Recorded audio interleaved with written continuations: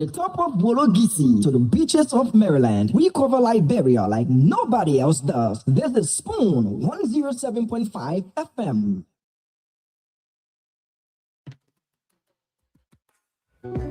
Yes, I, a special one from the CEO, stand coming with the spoon.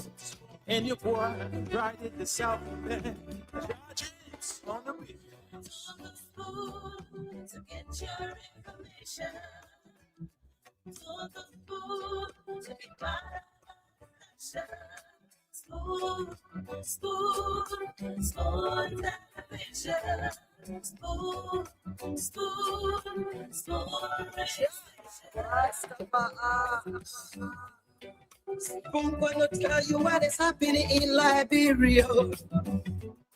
Spoon gonna tell you what is happening in Morovia.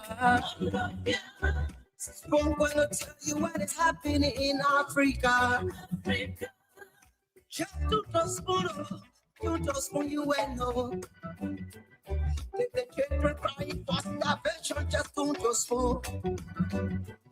You want to get a news update, my brother, to spoon. You want to know what is happening, Moravia, to spoon.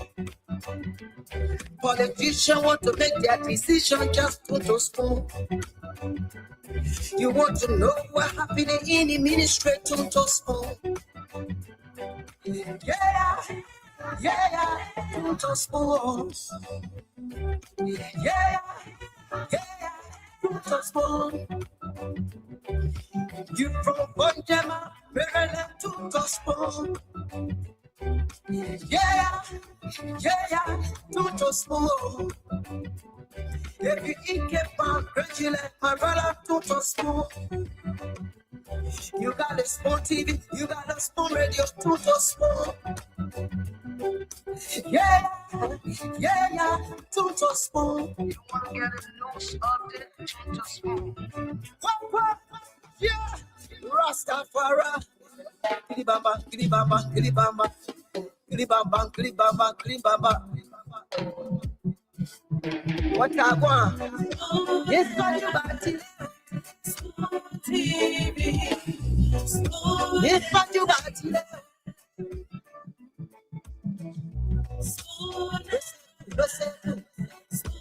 TV. Spoon. Ba-da-ba-di-da-di-ba. Kidi-di-di-di-da-ba-do. Spoon entertainment.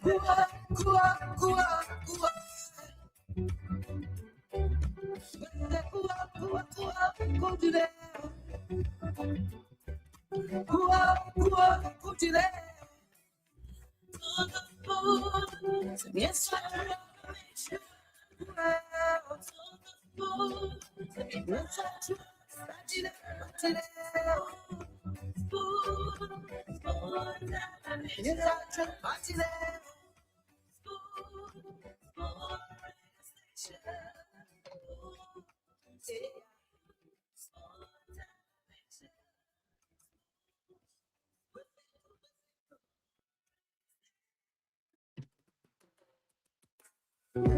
Yes, I, a special one from the CEO, stand coming with the spoon.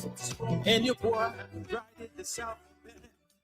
Dreams on the beat. on the spoon to get your information. To the spoon to be part of the spoon, spoon, spoon television. Spoon, spoon, spoon. Spoon gonna tell you what is happening in Liberia.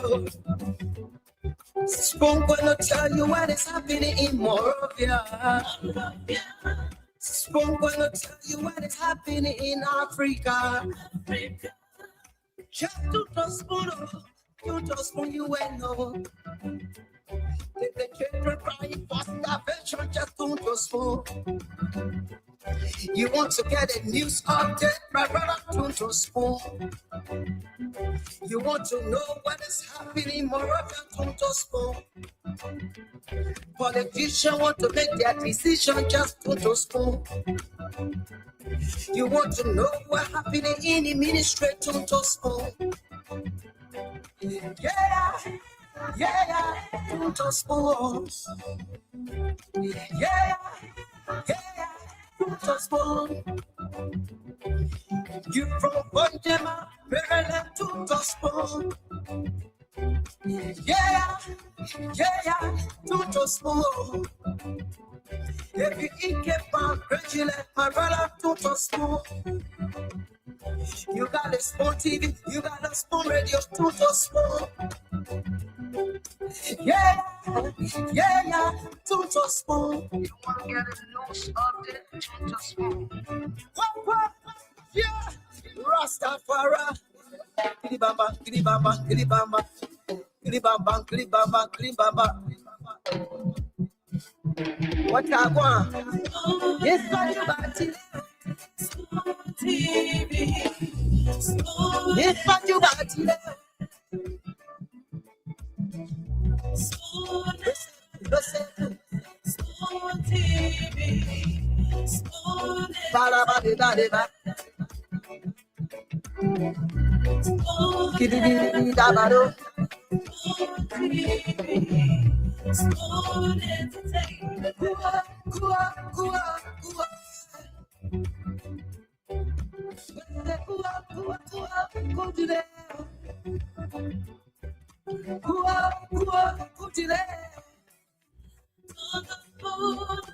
Yes,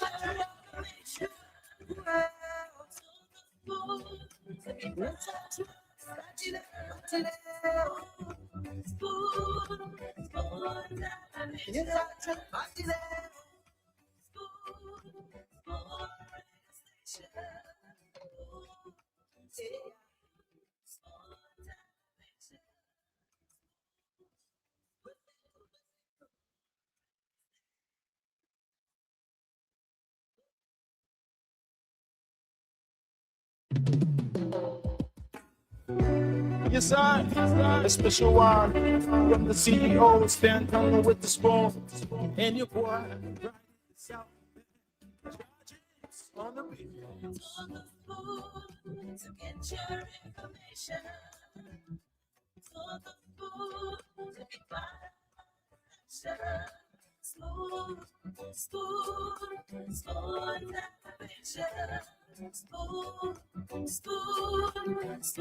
activation. Spoon gonna tell you what is happening in Liberia.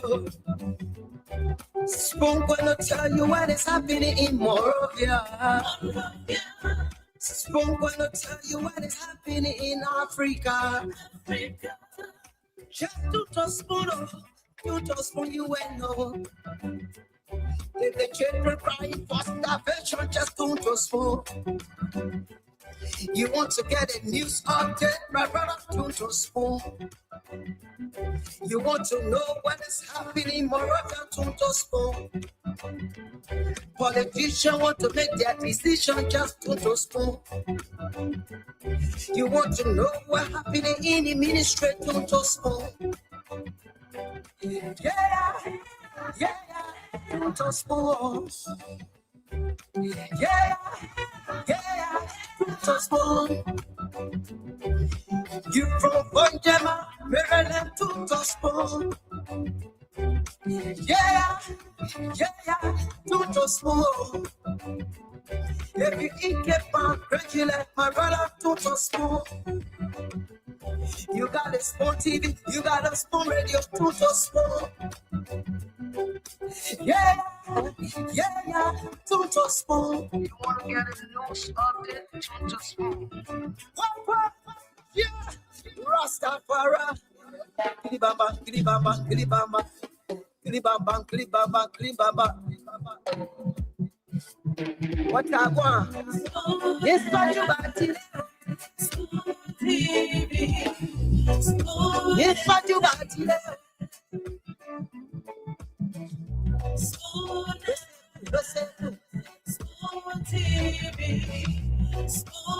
Ba-da-ba-di-ba-di-ba. Kidi-di-di-da-ba-do. Spoon entertainment. Go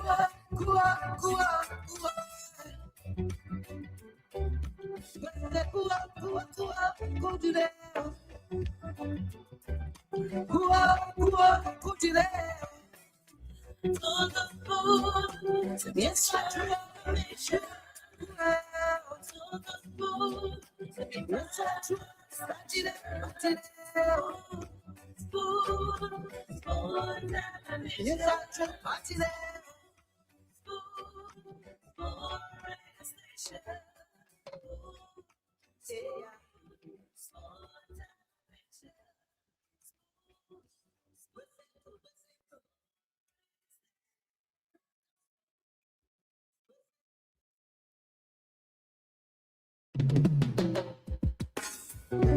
Yes, I, a special one from the CEO, stand coming with the spoon.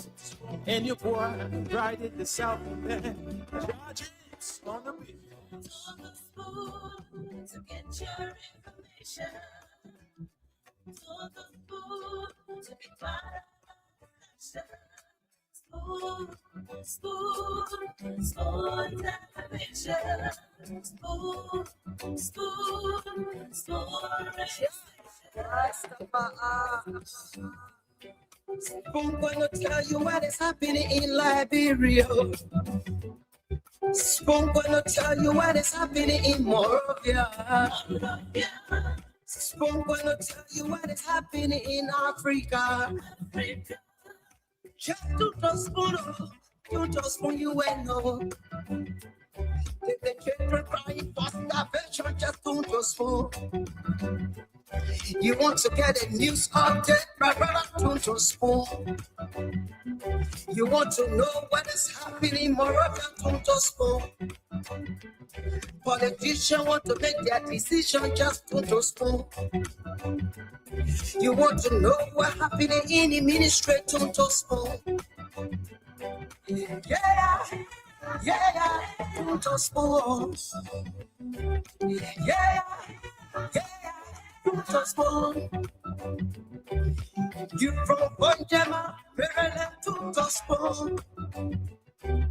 Yeah, don't just spoon.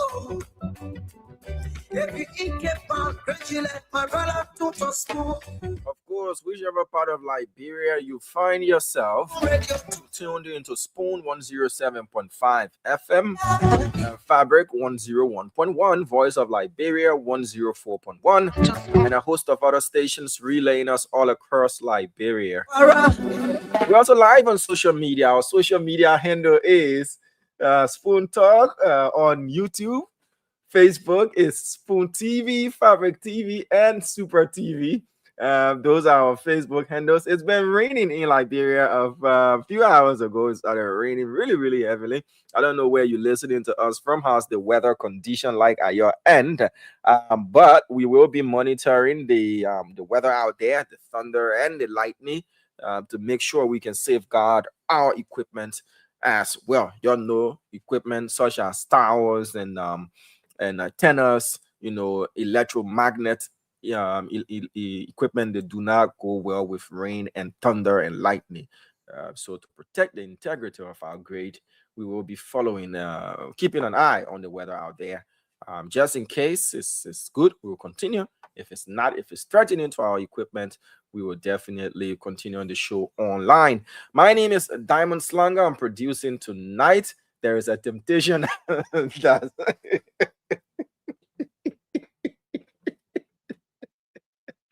oh God. Yeah. Hey, yeah. Hey, bro. Hey. Yeah. You feel yourself. Make it to yeah. Hey, Dado. Hey. Feel yourself. But you said it's raining. That's why I'm laughing. I don't know what you're talking about. You said what? You said that's the rain? Oh, you want to make it rain? Make it rain. Yeah, but we'll talk after the show. Yeah. No conversation. Oh. No conversation.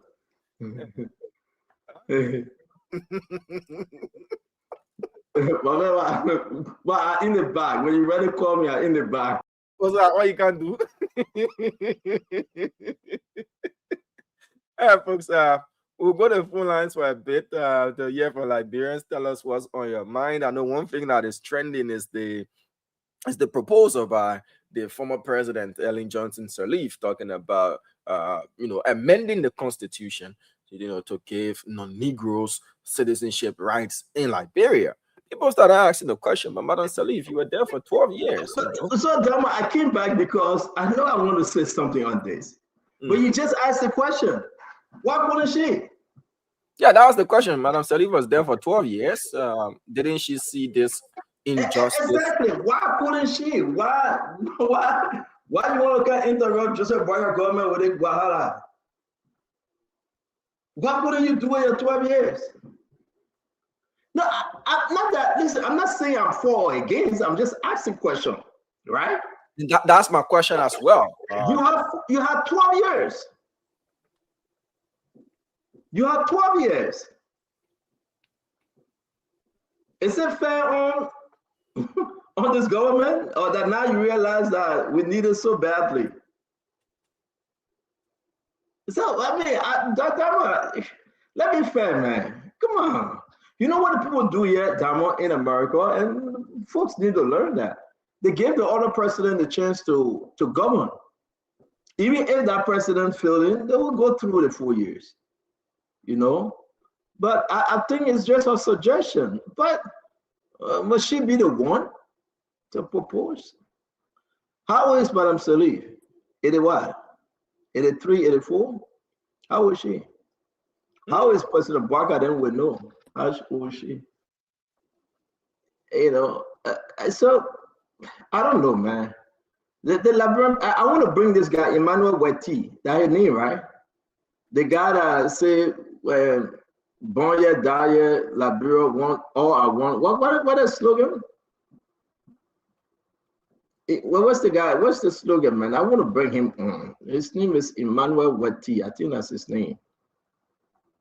So something to get a group about dual citizenship people, yeah. Yeah. They are dual citizenship. Yeah, Madam Sirleaf, 87 years old. She will be 88, October 29. But Councillor James Barker, what say you? Your councilman in Atlantic City, right? I think Councillor James Barker should speak to this as well. A Liberian, by the way. Mohamed Kakai, what say you? I mean, open the phone now, let's hear the people. Let's see. But it is surprising. Very, very much surprising. I'm not trying to be in the middle of this, though. I'm just asking a question. I think it's just a fair question. Did she answer that question? Did she answer it? I haven't seen an answer to that. But that's a question that's been playing on my mind. I know she's still a stakeholder in this country. She's a permanent citizen, former president, and her take on matters in the country is important. It has a heavy weight. But the question is, why now? When did Madam Sirleaf, who presided over this country for 12 years, realize that the non-Negro clause in our constitution was discriminatory and it needs to be opened up? What consultations has she been having to come up with such a strong suggestion, and not just anywhere, but in the House of Representatives on the floor where amendments do happen? So she led office for 12 years, though. Yeah, she removed Alex Tyler. She removed Edwin Snow while they were serving as speaker. She had the power to do anything and put anything on the floor that could pass, but she didn't, though. But yet still, it doesn't negate the fact that she cannot speak on it. But we just want to know why now. Yeah, that's my question as well. Why now? Yeah. What has informed her decision to come up and make such a pronouncement? What informed that? Yeah, what consultations did she have? Who are those consulting, concerning this? And what's the take of ordinary Liberians? We're in a country that already without non-Negroes being citizens of our country, they control the bulk of the economy of our country. These safeguards for a country such as Liberia that we have a lot slipping through the net when it comes to implementation, and oversight. And the rest. We have these good laws on the book, but they're not implemented properly. Bulk of our country. I think James Barkley and he said Wati, that's the guy name. They want to come on tomorrow. I think we gave them the chance to discuss it one-on-one with them tomorrow. Emmanuel Wati, that's his name. They did the dual citizenship, and other people were involved, by the way, but these guys, and they should come on tomorrow. And I want to speak to Eula. Maybe these are some of the proposals Eula is bringing forth as well. We hope we can speak to Eula, chairman, and but Dama, though, what do you think? We will go to the phone line, but a beautiful Saturday. What do you think? Do we need it this time right now?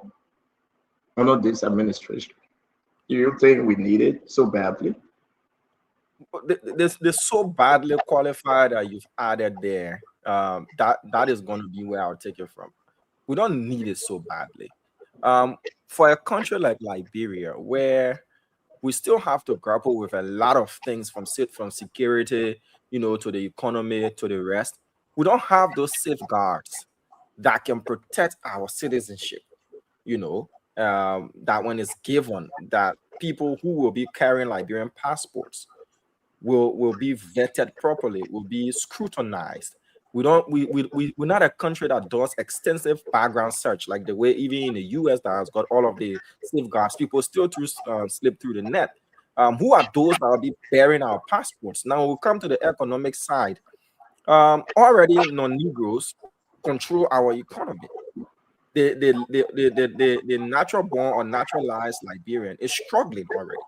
There are some safeguards to protect us that we're not protecting ourselves against.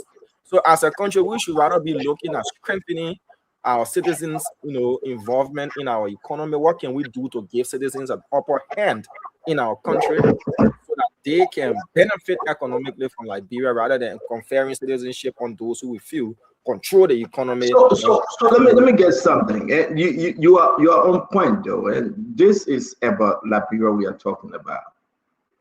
These people, they run our system, the businesses, the economy, everything. But why should we be afraid? Since they're already part of the country I really want us to have James Barkley, Emmanuel Wati.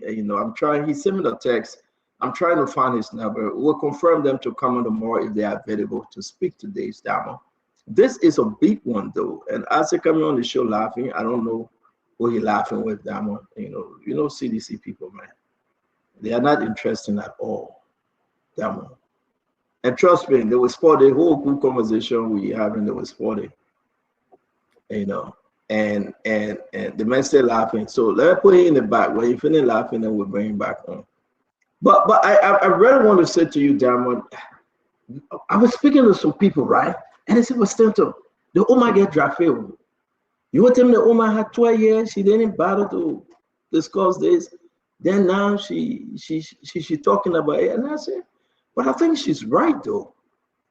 But it's why now? Who pushing her? Who are those folks that are lobbying with her, That's why I asked, what consultations is she having? Yeah. We need more. We need more. What is informing Madam Saliu that this must happen under this administration? We just need more, And to me, listen, we came to the USA. Some people got citizenship, spared, Some people doing well. They are citizens of America. No foul, no harm. The people open the country. So people born the children are citizens. Naturally, some people are born citizens. So there should be nothing should stop us from welcoming other people, right? But it's just to see Madam Sadiq going to Parliament and making that case. That's where we are stuck. You in a country that is an immigration country, a country that that has safeguards and the nets. You understand?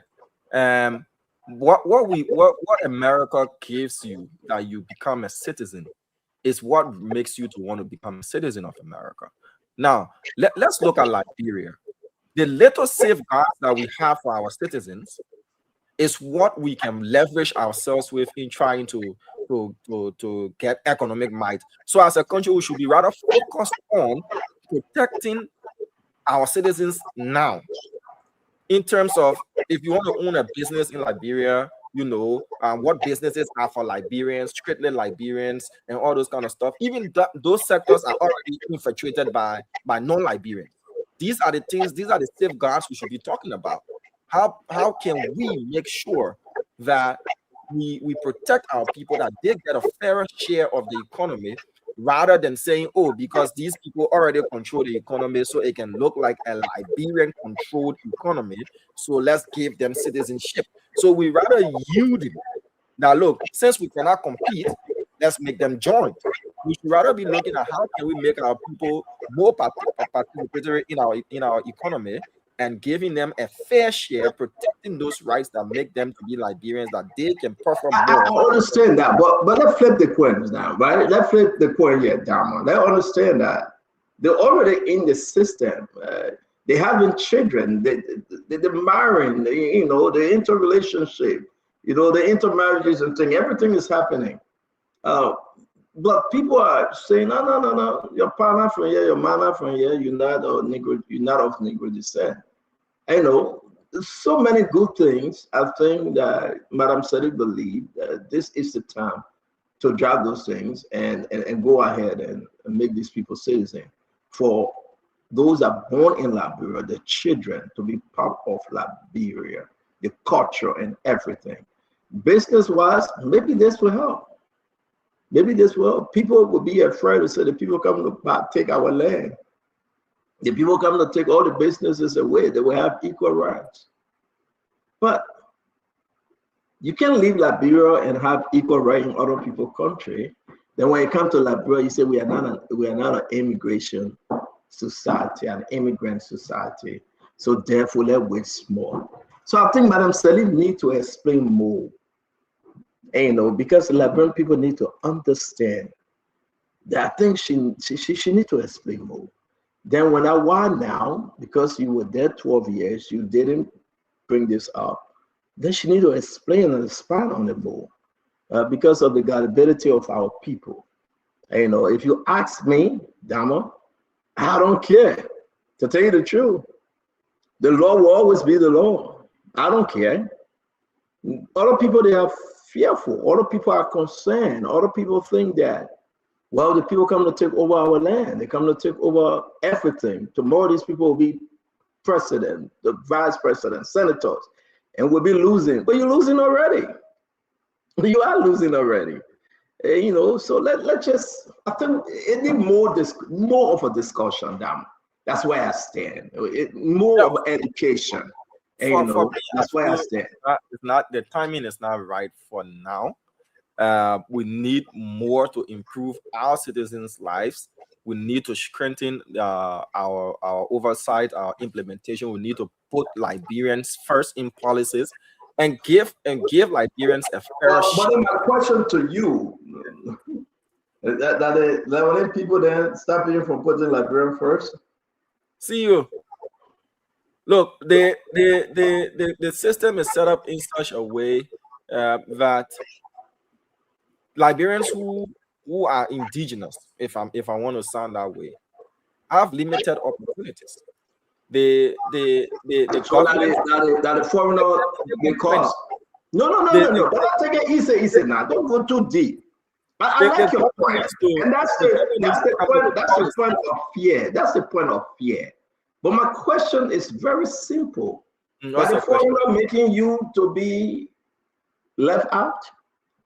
Why would you put it on them, though?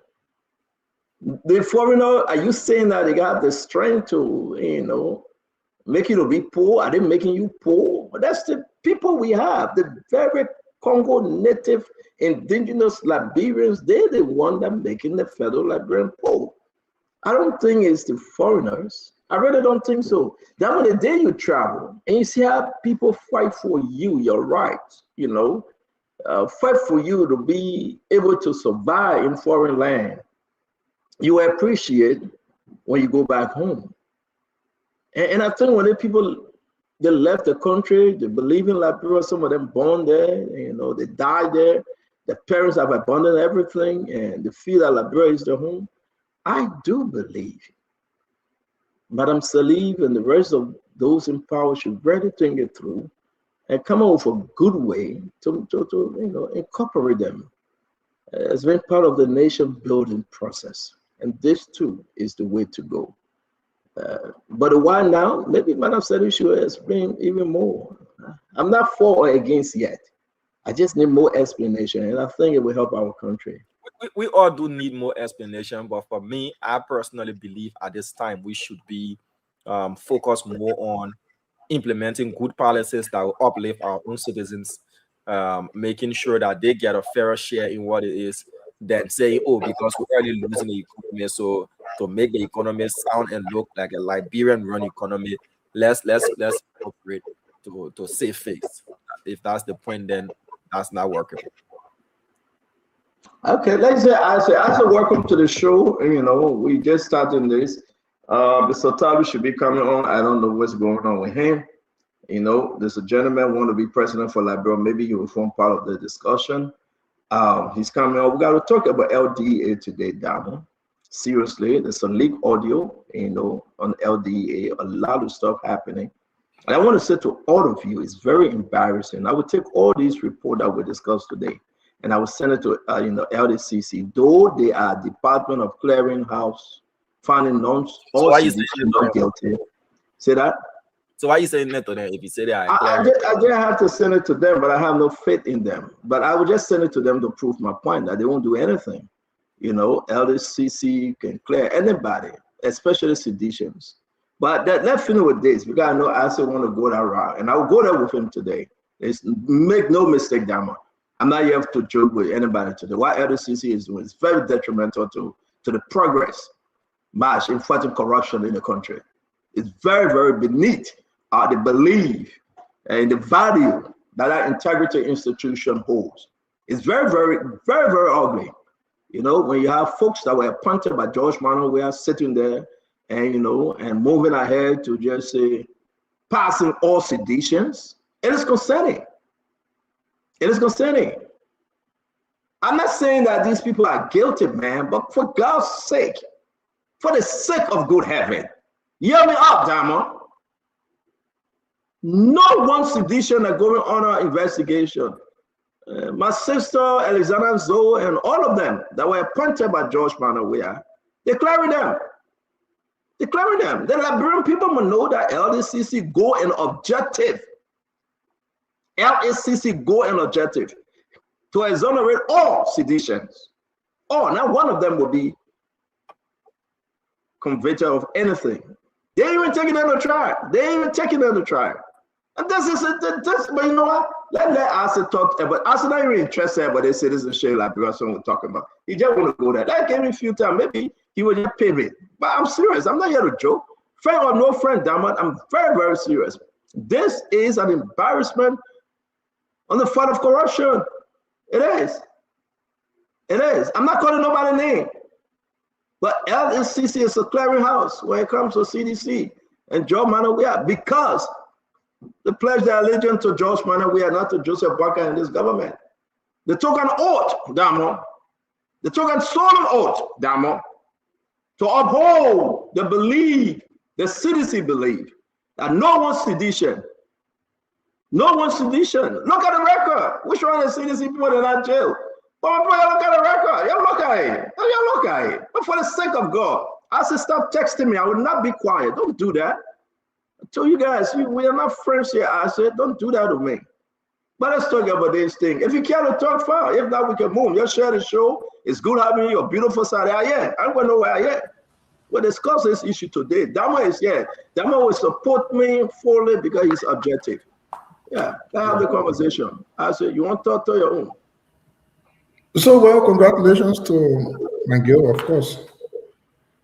Okay, so you live in the manufacturing, right? You're not interested No. in You where you end, where I'm starting from the No. question. I want us to do it step by step. You live in the manufacturing. So why you don't want me to end it? The thing is, No, brother. You say that, but you can do. We get conversation on the floor. UP say CDC steal money. UP come and say no, that last CDC your steal money. Then UP come and say no, we made mistake. Okay, How UP so- for the UP? So I ask you now. You live in it. So you're not interested in it. So Leave me alone. there's a gentleman move Where on. you You're not end, interested in then I'm manufacturing. go to the first. No. We got a lot of stuff. Come on, you won't get me headed back. You know- Let me the thing. No. Can you imagine? Please tell your husband to give me a chance. Let me enjoy myself too. Please tell me alone. Let me enjoy myself. So I want to start from where he stopped because I wasn't on the show yesterday. So we're not talking about. So wait. I will give you a chance. I will give you a chance. Seriously, guys. Let's welcome everybody. I don't want to talk about the citizenship issue no more. I just say I want to start from where you start to go this No, way. are you interested in Madam Sadi's statement, or we should get more straight I'm to getting the there. point? I just wanted to. We will discuss the issue of LACC and Antonio Maggie and stuff. Yeah, we will. It's part of But our I don't want conversation to pass tonight. over here. Then come to the state. Guys, you're welcome to the show, and we'll open the phone line. So You gotta believe this. So, that you know LCC what? is a clearinghouse for CDC. you know what? I was looking for the clip the last time we had the discussion. I've been looking for it. I can't find it. You know, unfortunately, when we sit on this show, for some of us, we are always proud to say we are not expert in all things. We are not like other people that tend to know everything. No, but there are specific things that we know and we can be proud of. One of those places is the financial cycle. That cycle, we know it. We try to put our mind to it.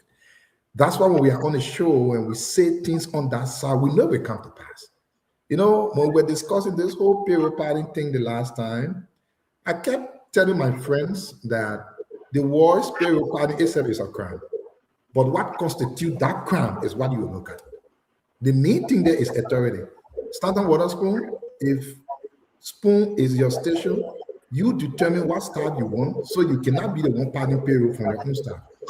A damo who So you carry on way back there. Let's start the show. I say. You people can never agree to learn. People cannot agree. So I say, let's go to President Shirley. All right, President Shirley. Yeah, let's do that. We will find time for this. I know you won't hear the truth, but the truth will pin you, brother. Yeah. We will hear the truth, but you gotta wait now. Let's do it topic by topic. Stand up, husband call me and ask me, he said, my man, the truth you're beating with a few times. You ready to my ear? No, I didn't call you, man. God watching you. Just so, President Shirley's statement is nothing strange to me. I want us to go back a little bit. When President Weah was president, he submitted a bill to make Liberia a dual citizen country, saying that Liberians, I will come to the President Shirley story in a bit, Liberians who were born Liberians, no matter where they are, should be a Liberian. The United Party fought against that. Senator Dillon was the lead campaign against it. The Supreme Court went ahead a certain other time and ruled in favor of it. The same United Party came back and started celebrating it. This is the same with President Shirley's statement. Personally, I don't think she misspoke. God said the worst. No, I do believe that the war now has become so close than it ever used to be. The only thing, though, that every law got exceptions. Even here in the U.S., you can naturalize and be the U.S. citizen, but there are certain things you cannot do as a naturalized citizen. So I think Liberia has been accommodating to foreign nationals of all countries. They've been living there. Even their children were born there. They've been there for the rest of their lives. Some of them don't even have other homes. So I want to see it to be the worst. There will be some restrictions as to what they can do, what they can do as a naturalized person, what our offices go for, what our business have, what kind of a learning issue. If all of those things can be worked out, I think it's in the right place. So I think President Shirley should not be doing anything bad in there. You think the timing is right, Isaac? Well, I don't know if there is any on-timing issue. Well, as for the timing thing, I wouldn't see the reason why a timing would not be right this time or will be right this time. I think is something that can be discussed. I think she put it out there for the discussion to begin, and these are healthy conversations for the country, for the fact that whenever we travel, we see a lot of other countries. What about what could have been done during her 12 years? Why she didn't do it during her 12 years? Not doing it for 12 years will not mean it shouldn't be done forever. Why she didn't do it though? Just a question before I ask. Right. Well, you were there, you did. That's what the country progresses every day. And I think there will be new ideas coming on based on the current realities of the ground. Probably when President Sori became president, to her credit, she just assumed the presidency after many years of civil conflict. So what will you be looking at that time? Are you looking at rebuilding the country, or you want to look at citizenship and who becomes citizen? In my mind, I agree. Seriously. That's what you said, because I think I squeeze in a good line here down. What say you? I still remain on my point that we still need to do a lot of strengthening, a lot of safeguards. We still have a lot of things that we can improve on as a country before we even start to consider this particular conversation. And that's my point right there.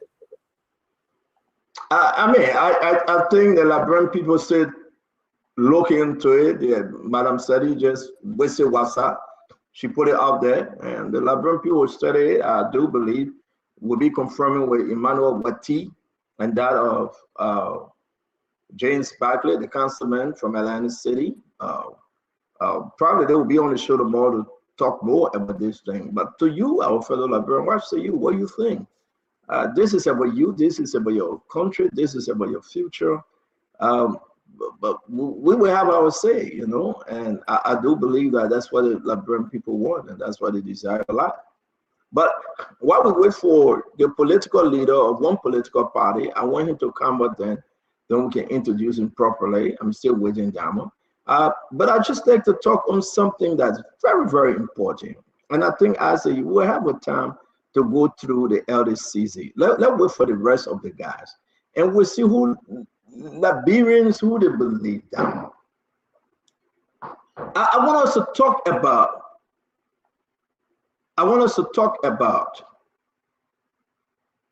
as you can see, LDA, officer in charge, Fitzgerald T.M. Biago, acting director general. Some bad thing happening. Come on, Isaac. I am so surprised that we are still talking about LDA massive corruption allegations. Massive corruption. We have all the audios. We have the documents. We have the bank receipt. And we ask you to share the show. This is an embarrassment. But I will do something strange today, Damo. Though I do not trust some of those integrity institutions, but I will send them to LDCC and ask them to open an investigation. Maybe they will come by and clear them out again. This is the officer in charge, the acting director general, right? This is the deputy for administration, Ernest Tappet, acting deputy for administration. And this is Patrick Camazo, acting deputy director for operation. This is the guy that went and he picked the money up the night when the arrest was made. As you can see, I tapped it there for you to read it. With up the junk security on ground of knowing, and they got kept the money. The allegation over 250,000 United States dollars. Guys, this is huge. Hold on 1 minute. Hold on 1 minute. Let me put them up again. And you guys need to understand. They gotta go arrest drugs. And I'll put it in our chat room, Diamond, for the guys to look at. Isaac, Diamond, I think you have the letter. If not, let me drop it in the chat room, then we can upload it. I thought we had one of the best acting leaders at LDA. Diamond, what's going on? The Liberian people need to know this. What actually going on that these guys done on record? We will play the recording. I'm gonna send them to you. So, Stanton, we have come back to the same place we started from. I'm sorry, I will say this again. Whenever you have a point to prove, when there's no reason to prove a point, you will keep making mistakes. And that's exactly what is going on with United Party. What is happening at LDA? Since the inception of the government, LDA has been from one problem to the next. The same problem keeps being repeating. And I want you always do it best to put the documents up so that the people. Now, when we say LACC should put people in handcuffs and jail them, these are the cases we're talking about. We say, come and say payroll party like that crime when somebody is legal doing their job, they say they commit crime in doing their job. No, these are the real cases of criminality because you will see it in your eyes. If I give Damo $10, I give him $10. If Damo comes back to me with $5, there is a criminality of $5. That one is not why Damo signs any paper when he do it. That's not what we're talking about. I think LDA has something connected to a high power in this government for which there is always the same thing every time with LDA. I don't want to jump the gun to talk about the issue because I wanted you to lay out first. If you want me to, I can for us to go in that discussion. But these are the real book definition of corruption, of stealing, of bad behaviors. And if LACC will actually get any success from the court, these are the legitimate cases they will go through. But you know what? They're not going to go after those cases. They will do a cartoon way. You know the reason why? The only government to have been corrupt since Liberia was established from 1822, the CC government. So President Baga said they must cash war in CC government, no other going Liberia again. Don't forget that one. When they come today, they bring crime. They look at no road there, they go for another thing. Only the CDC government, they say they want cash roll in. But the rogues in our faces today, we are seeing them with hardcore evidence.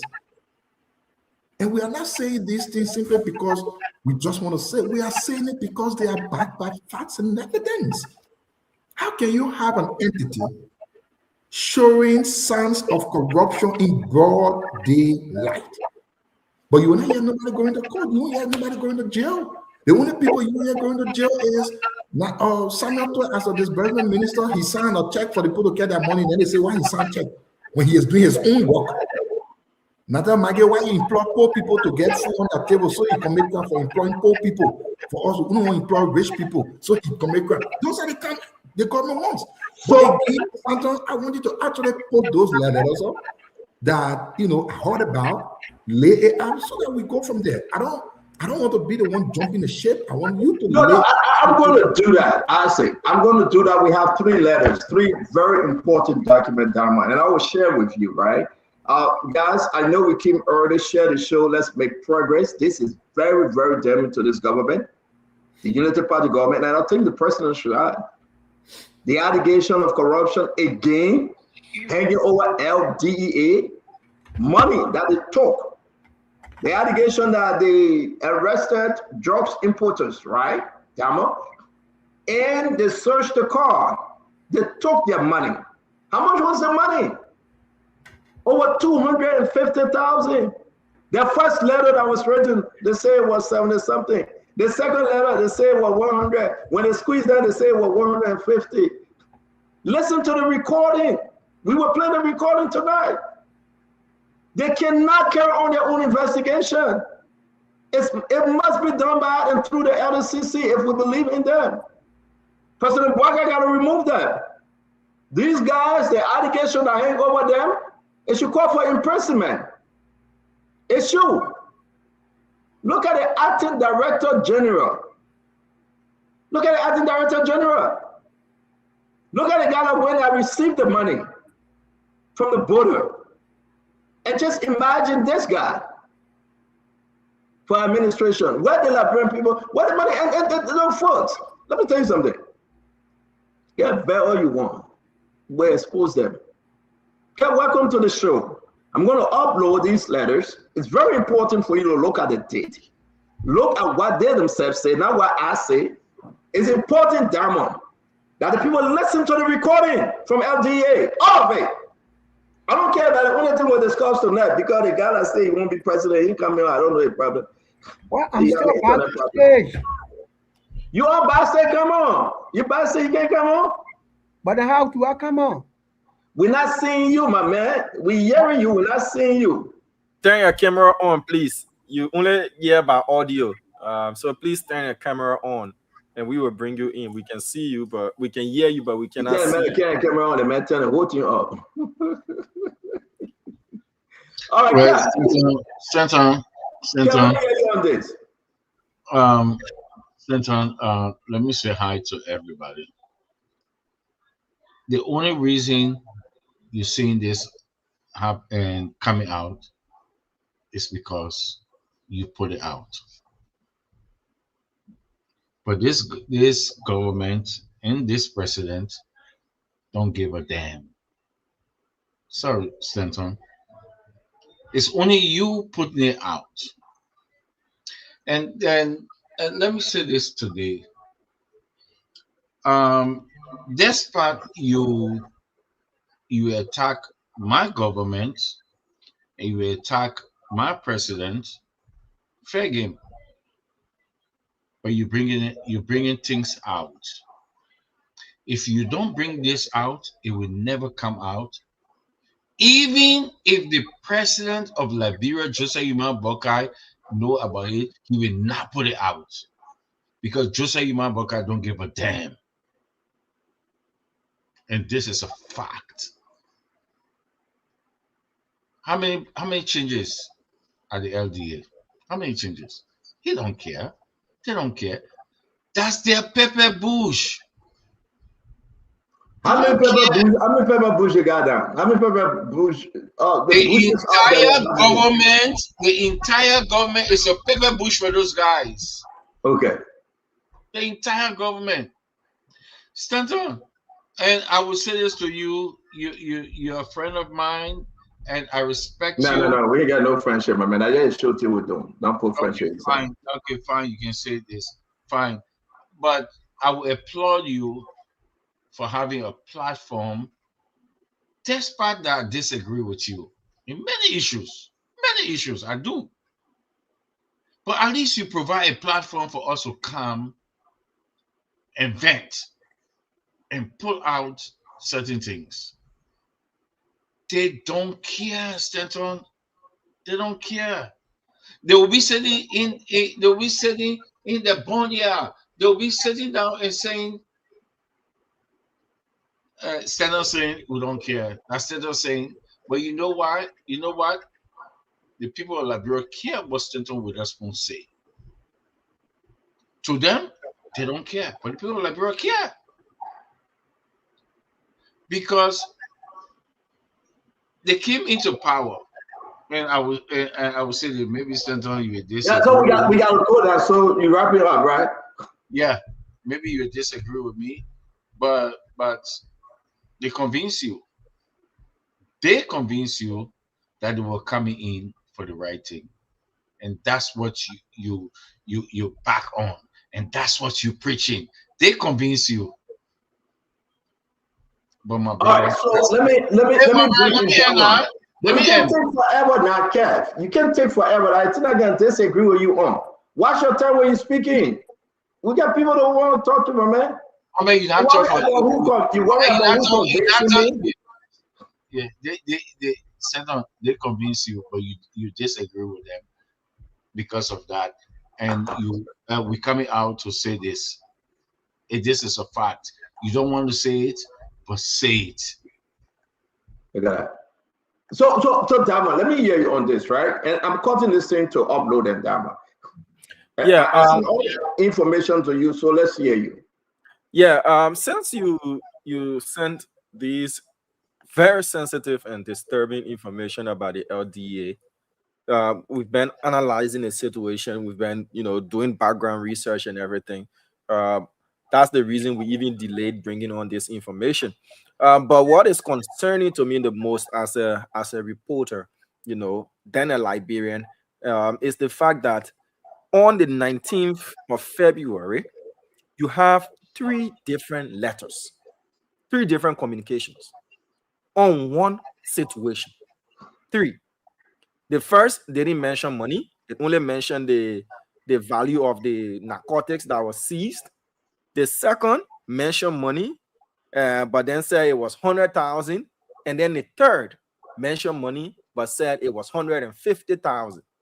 So with all of these discrepancies, and listening to all of the investigative recordings where agents are saying, yes, they saw money, but they didn't know what currency it was. Another person said, oh, I didn't see money. That person said, I didn't see money. And all this kind of stuff. It paints a very, very disturbing picture as to why would a law enforcement agency like the DEA be having a communication, discrepancy about monies that were either found or monies that were not found with a drug consignment. So I want us to delve into this more, because it's going to lay out the picture for our people. I just mentioned the 3 different communications, and you will show them to the Liberian people, and they will listen to the audio.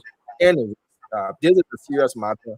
And if this is what happens, then it's just a pick of the bunch that's happening in the LDA allegedly. And I want to say, seriously, folks, we're going to play this, right? You got to understand. Is President Bokar ready fighting corruption? Let's test the president on this one. Let's test him. Let's test LDCC on this one. We got the recording. We have all the documents. We got the bank records, right? Then let's see what would be the explanation, because these guys didn't lie. Look at the central bank deposit. MOBA, depositor, MOBA. We'll tell you who MOBA Blanco is. We just put her picture up. Right? This is the man that pick up the money. This is Ernest Stappet. This is Blanco. Yeah, guess what? We get a picture of who MOBA is. These guys are operating a cartel enriched environment. The allegation, they take the drugs, they report 50-25%, and they use the rest. Let me say something to you. You want to hear the recording, their own testimony. And then let's see, Damo.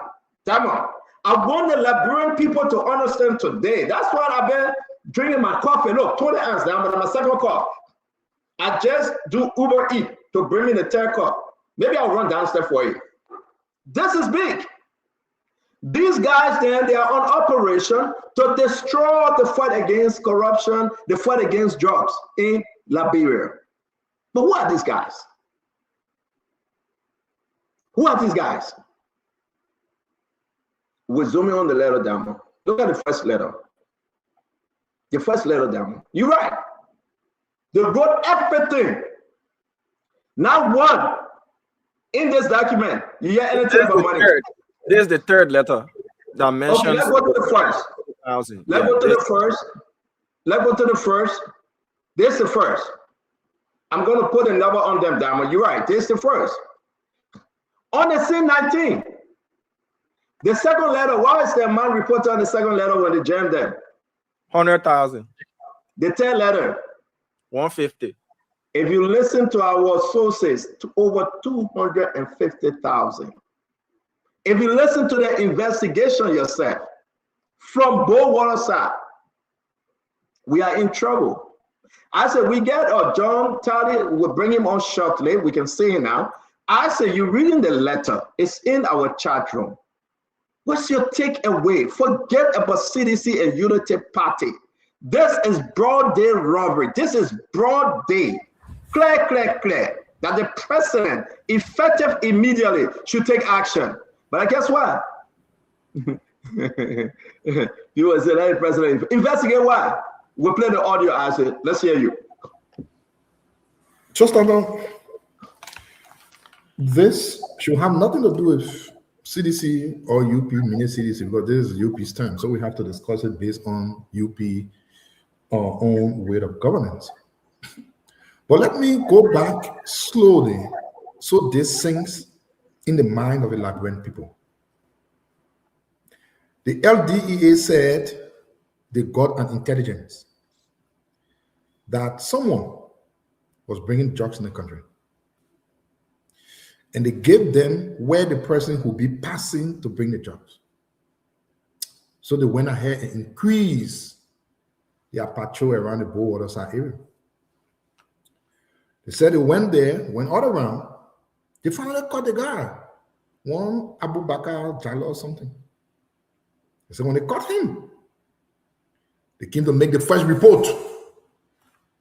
They said, oh, when we caught the man, the amount of drugs we met with him, it was around 250,000 based on day. The same day the boss man called and said, hey, where you got 250,000? Come on, go and reduce it, man. They went back again and brought another report. They said, oh, chief, no, the drug we find, the price is actually 73,000. Other guy can't say, man, we say 73,000, people say too small, so go and increase it small. They went back again. The same day, one report, 3 submissions. Say, oh no, the price is 150,000. But let me give you a trick. Most often when you see people making this kind of report and the money they give is even number, 150,000, 100,000, 70,000, usually it's corruption, it's crime. One arrest, one scenario, one person, 3 prices. Think about that. Let me hold you there. It's very important that we explain this story. But guys, we have John Talley here. He's going to be part of this conversation. He have an interest running to be. I hope the internet can stay up for him. He have an interest running to be president for the Republic of Liberia. He will introduce his political party. If we cannot continue this with him, we will bring him on again because I want you, our fellow Liberian, to hear him out. But I want to say we got to play these videos. We got to play this recording. We're not hiding anything, and we got to push this government to tell us which side they're on. Is this government on the side of the Liberian people, or the government on the side of those corrupt government officials? You got to understand where we are. We are depending on God, but things are getting bad every day. The LDA that are fighting drugs, they are not fighting drugs. These allegations are huge. They are not. Damon, are you on? You want to come? Let's bring. Yeah, Damon, you want to come in? Yeah. So this is the person. The person that deposited the check. This is the mobile guy. He's the financial guy at LDA. This is mobile, right? We have all of them. We have all of them. We want to give you the story. I want you to look at the letter, the lie. We'll play the recording. We have the recording too. Don't just relax. We have all. Investigation continue taking the witness stand.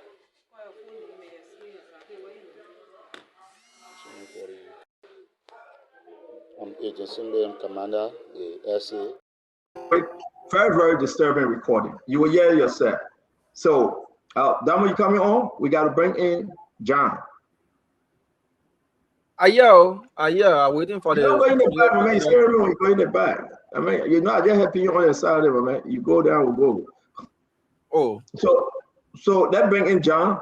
We want to welcome Mr. John Talley. John Talley, welcome to the show, sir. How are you doing today? It's good having you on Spoon Network. I hope we can continue our discussion. It's big today, but we gave you the time for you to introduce yourself, talk about your party. We want to ask you some questions. You want to bring change, you want to talk about the party, we want to push you, but welcome to the show, John. Thank you so much.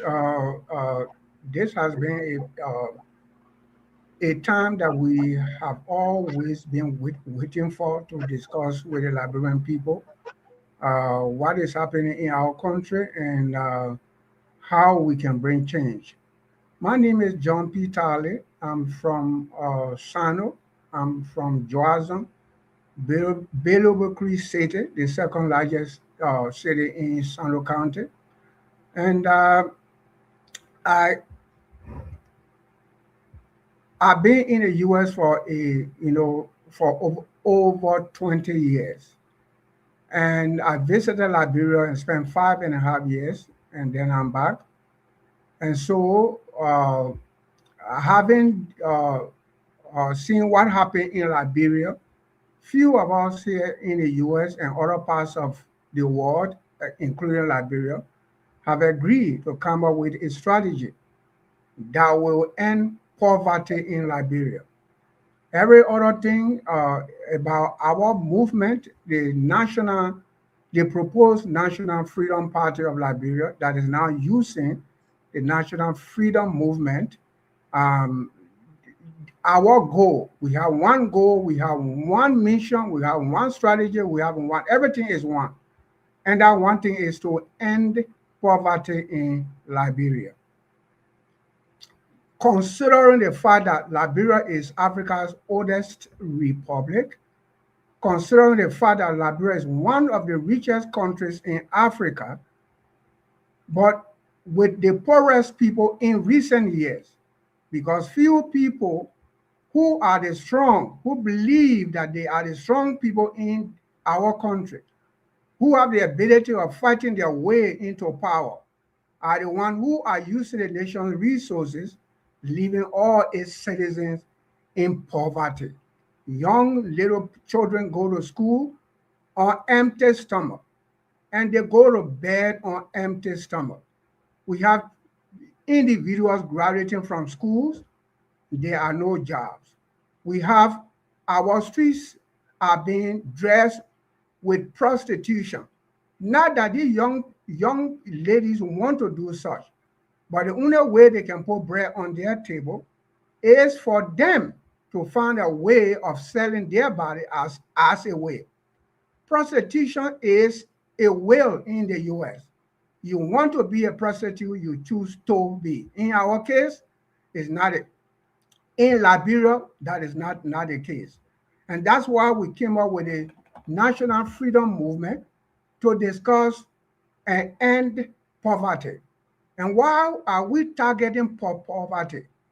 To let you know, and the Liberian people, we are not coming to Liberia to build schools.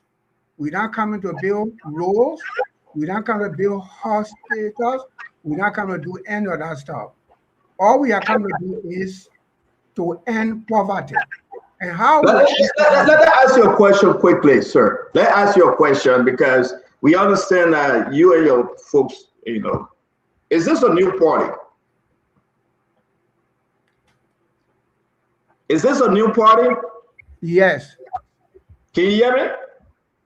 Yes, this is we are a proposed party. So you guys have not been certificated yet by National Election Commission, correct? Not yet.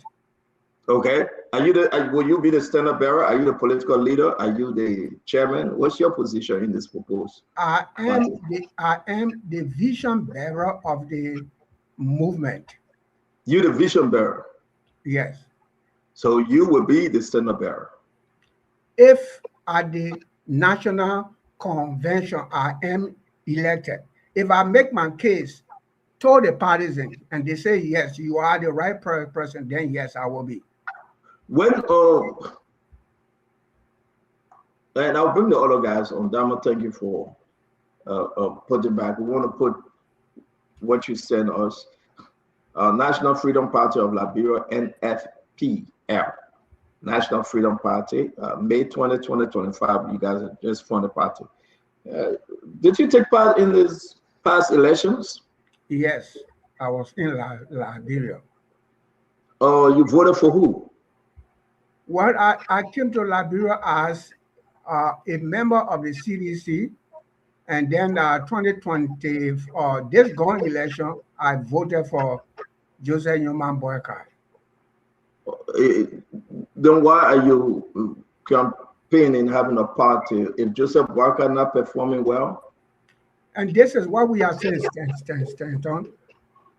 from the time I follow your show and all the radio stations in Liberia, everyone is crying. There is no food.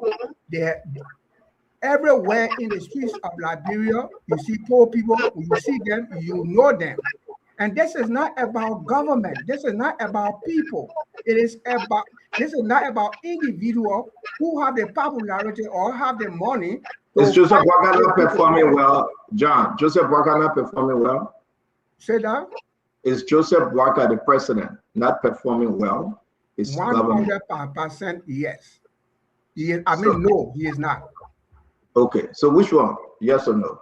No, Joseph Boakai is not performing well, 100%. Okay, so you voted for him, but you're saying he's not performing well.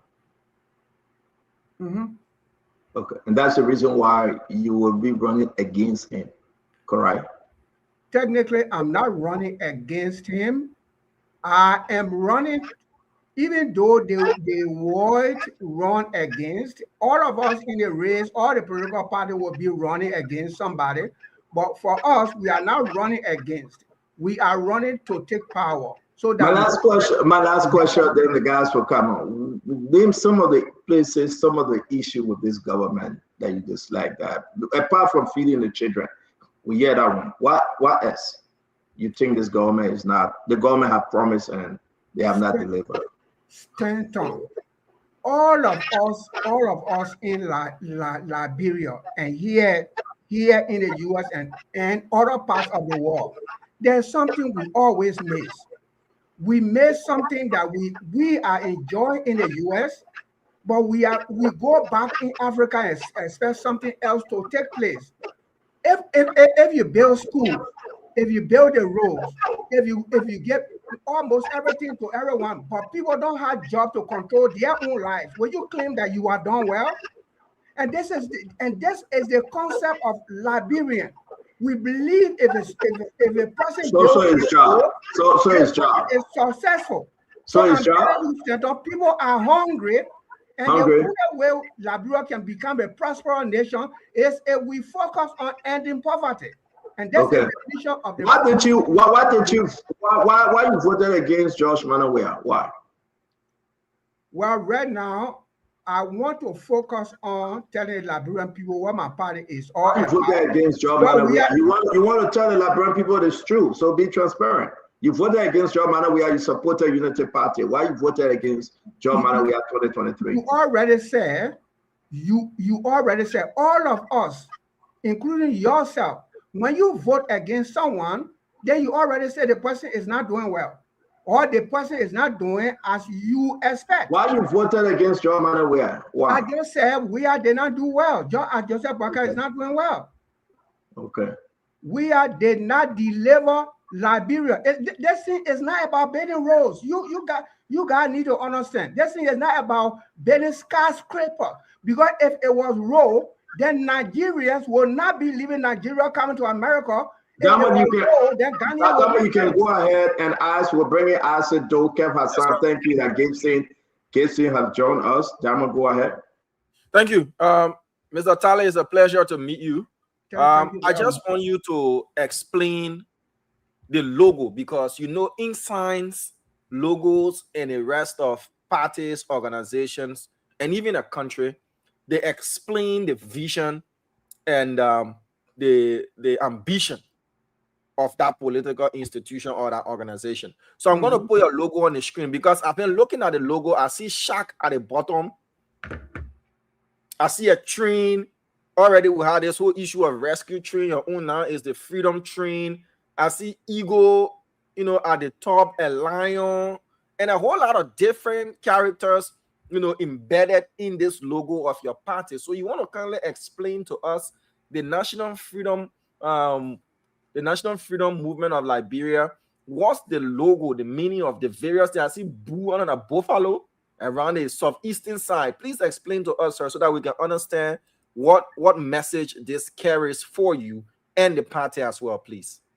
And so, first of all, so let us start with the Republic of Liberia. And so Liberia is by the sea coast. And so you can see the sea. What is in the sea represent prosperity. All that you see that people go on the ship, people go in the sea and they will get food from there. Now you saw there is a palm tree. The palm tree represent prosperity. Just as you see the eagle above, that tells Liberian that the sky is not even your limit, that Liberian will fly with the freedom movement. Prosperity will be at the highest level of the Liberian people. Now you saw the lion on the other side. Yeah. Okay, you were under divided or southeast and west Liberia. What we are trying to say is that Liberia's prosperity will be protected at all times. All of us know lion stand for protection. And the one on the other side, it is called the ox. It also stands for protection. Lion is the king of the jungle. Ox is the king of the domestic. And the eagle is the king of the sky. Ox is the king of what? You said domestic or what? Yes. Or ox is the king of domestic animals. And lion is the king of the jungle animal. And so eagle is the king of the air. So with Liberia, guided by these three images or these three symbols, it tells us that Liberian will prosper in the jungle, Liberian will prosper in the sky, Liberian will prosper in the sea, Liberian will prosper in the city, that no child will go to sleep without food. That's what all these are all about. If I am from a biblical background, you see the palm tree? The palm tree stands for prosperity, as it is written in the Bible. You shall flourish as a palm tree. Liberia will flourish as a palm tree. With the freedom movement, there's nothing that can stop us. That's what our symbols are for. Now for the freedom train, yes, will arrive because it is a train that brings freedom. And today, the freedom train is the symbol of Liberia moving from poverty to prosperity. And that's what the freedom train stands for. Okay, sir. So I just wanted to know, because this is how you sell your message to people. So I also saw a flyer because Mr. Witherspoon asked you a question. Why are you in the back, Devin? Can you come up? It's raining here, so the internet is kind of bad. Oh, okay.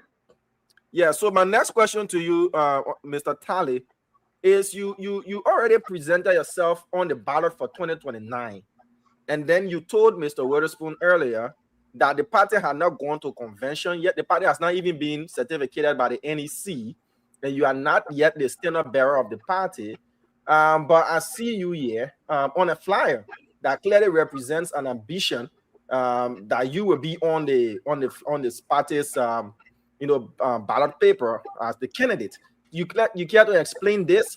Is it two different statements? How come you on a flyer already, but you're saying you still have to make a case? Well, yeah, Damo. You see, if you have the intention of becoming something, you should be able to express it from the beginning. Being on a flyer is a suggestion of my intention. It is not the approval of the partisan. So I am letting partisan know, yes, I am carrying this vision. Yes, I am at the beginning, but I think you broke the party rule. You are breaking that to let them know this is what I am about to do. This is what I want to do. But you still have the option if you think someone else is better than me or can run with a vision better than I can do, then we can decide that. So that's what the flyer is all about. The flyer is saying the same thing that I am saying. Yes, it's a flyer, but at the same time, it's the partisan that will decide who become the standard bearer. My last question before I turn over to Kev, because it's raining here and I don't know if the network is going to permit me to be on for the rest of the program. My last question to you is, we have a polarization of political parties in Liberia. I cannot put my thumb on the exact number, but it's way upward 20s. Yeah. Do you think a new political party with all of the many parties we've had and we still do have, and there will still be many more coming in? Yeah, we are democracy. But do you think with the duopoly that we have in Liberia now, the CDC, the UP, these are our two most successful political parties post-war Liberia. Do you think establishing a new party is going to get you to where you want to go, or joining an already established party and see how best you can consolidate your ideas, is the way forward? That's just my last question for you. Okay, Damo, for the National Freedom Movement, we believe that there are no political parties in Liberia. And here is our major reason. A political party is a movement, is a coming together of a group of people that seek the welfare of each of the people, and the people for which the party stands, and the principle for which the party was created. Whatever you have in Liberia is just a group of people who are using a political means or getting to state power to benefit themselves and not the people. So they are not considered, if you go by the actual definition of political party. Even though I know for us in Africa, we do things differently. Though we are here in the US, we're seeing what the people do. In Europe, we know what they do, what make their nation the best, that we are running from our own country, coming to another man's land, and seeing and believing that we are having better life here, though we have what we call political party back home. Those are not political parties. We call them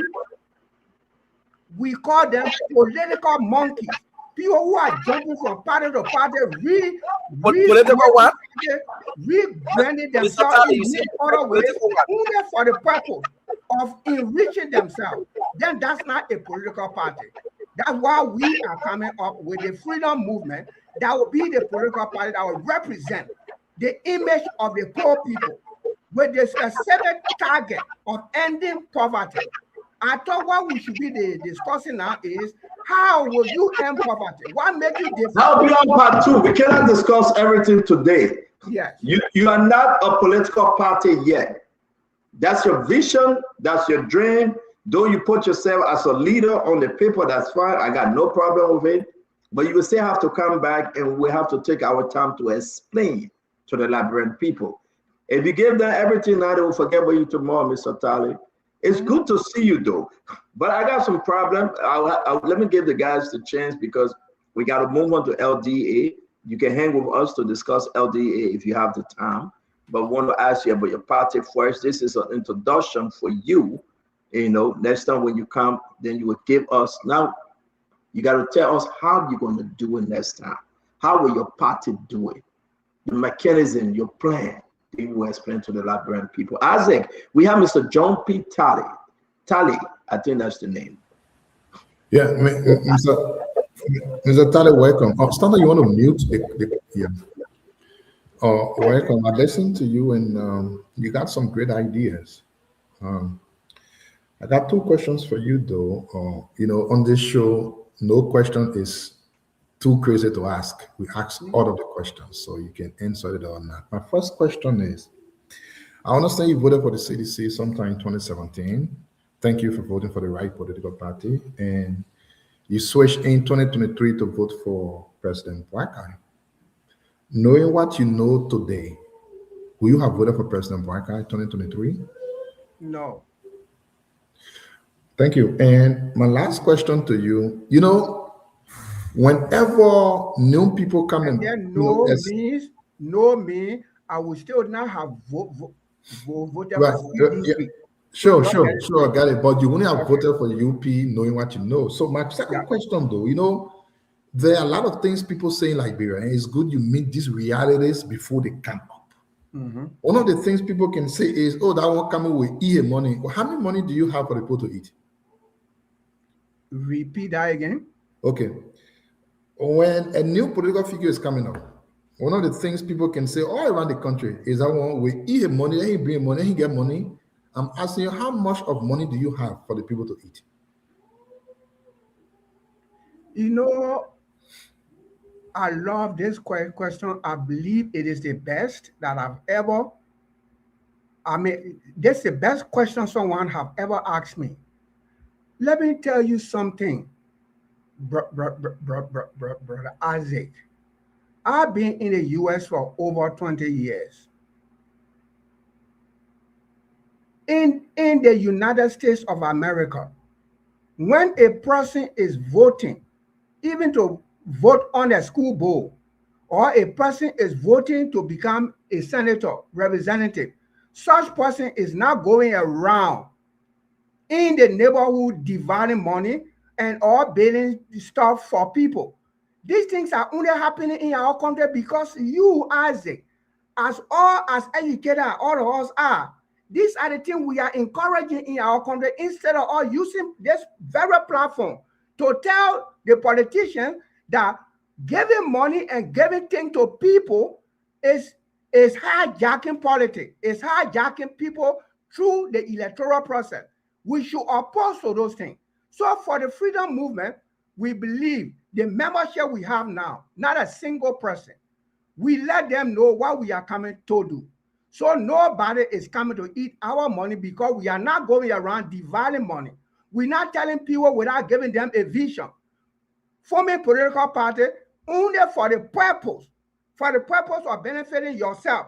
That when you have money to spend, that when you go to them and build their bridge, that when you go to them and give them money to buy their zinc. But when you tell somebody, I will give you a job, and this is how I'm going to do it. When the person believes you, they will spend their own money. Thank you. And just, thank you. We have no money. Yeah, thank you. So what I'm getting from you is you are not bringing no money for the people to chop. No way. I am breaking idea for the people to embrace. So you're not telling the people they are not chopping nothing. That's why you want them to hear today. I don't want to go. We should because the people waiting you. The Liberian people, right? Liberian people that you know are the people you've been teaching. So you just go there and say, "I'll get a job. I'll get a job." You get no money for people to eat. No small. What I'm saying, Isaac, Liberian people, the group of the Liberian people you have been going to, that all the political parties have been going to, we believe if we give them, they will give their votes to us. We are saying no. You can go there. I really wanted to see if you have some in any way, in any form. Chief, the reason I asked the question because we want to know. Someone want to say we can call you later. I thought you got small thing for the people to start eating. But again, you gotta get small thing, Papi. I don't know how you. Let me ask a question, John. You call the people political. John, because we gotta go election and will not spend money. Mr. Tade, money will not be for people to chop. Mr. Tade, we gotta go, but I can promise I will bring you back on. But I will give Kev and Gibson the time to ask you a question. I'm surprised that you call them political monkeys that are jumping from tree to tree. But you voted for George Manuel. I said, can you hear me? Yeah, now I can hear you. I said, I'm surprised that you're calling the other people political monkeys, political hustlers, that these people jumping from one party to another. But you voted for George Manuel, you voted for President Barker, and now you're having your own political party. Don't be say that you're also a political jumpers. How can you defend that? That's what they say on our live feed. Because you voted for CDC, Unity Party, then you're having your own. What makes you different now? Okay, stand up. I did not only vote for CDC. I supported CDC.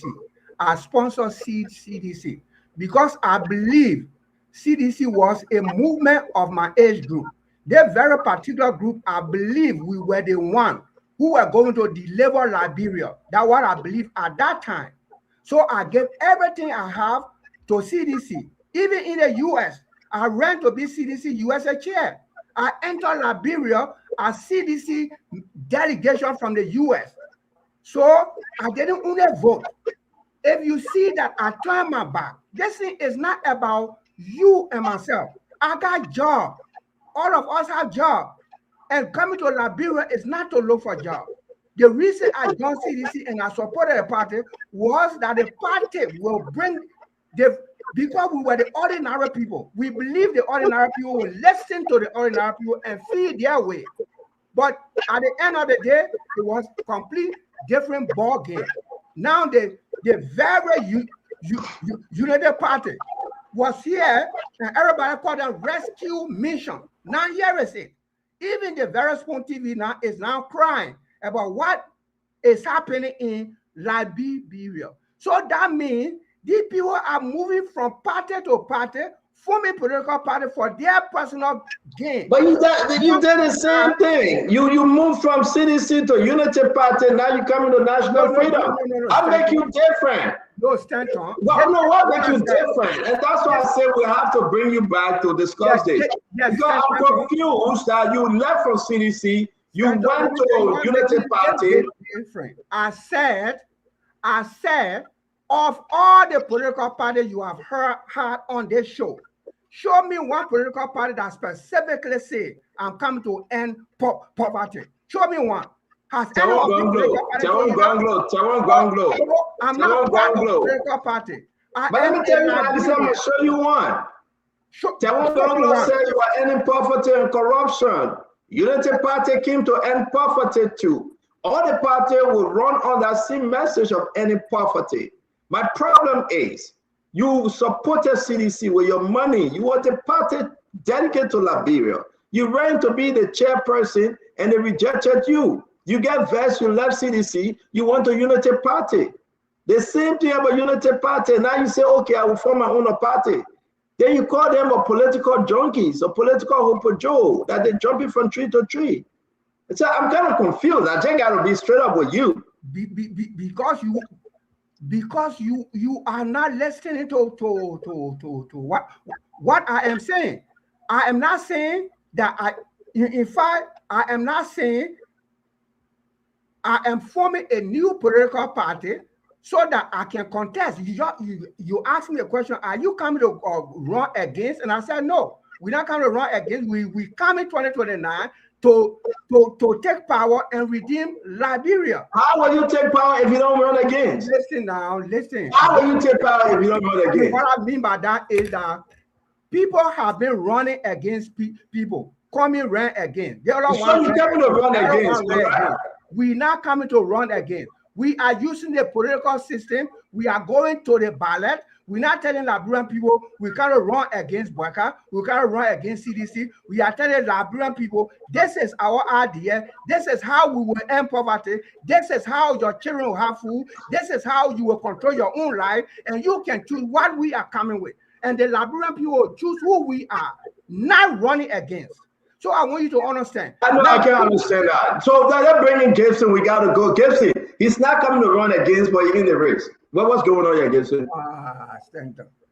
No, Papa, you can't do this. Nobody's stupid here. You can't run against. We're not hearing you, Dama. Nobody can say, Papa, you coming to run against Joseph Yema Boyka. You coming to run against John Manawia. You supported both of them. You agree with their agenda. You get vexed with CDC because they didn't make you the party chairperson. You went to Liberia, Joey, and didn't shake your hand.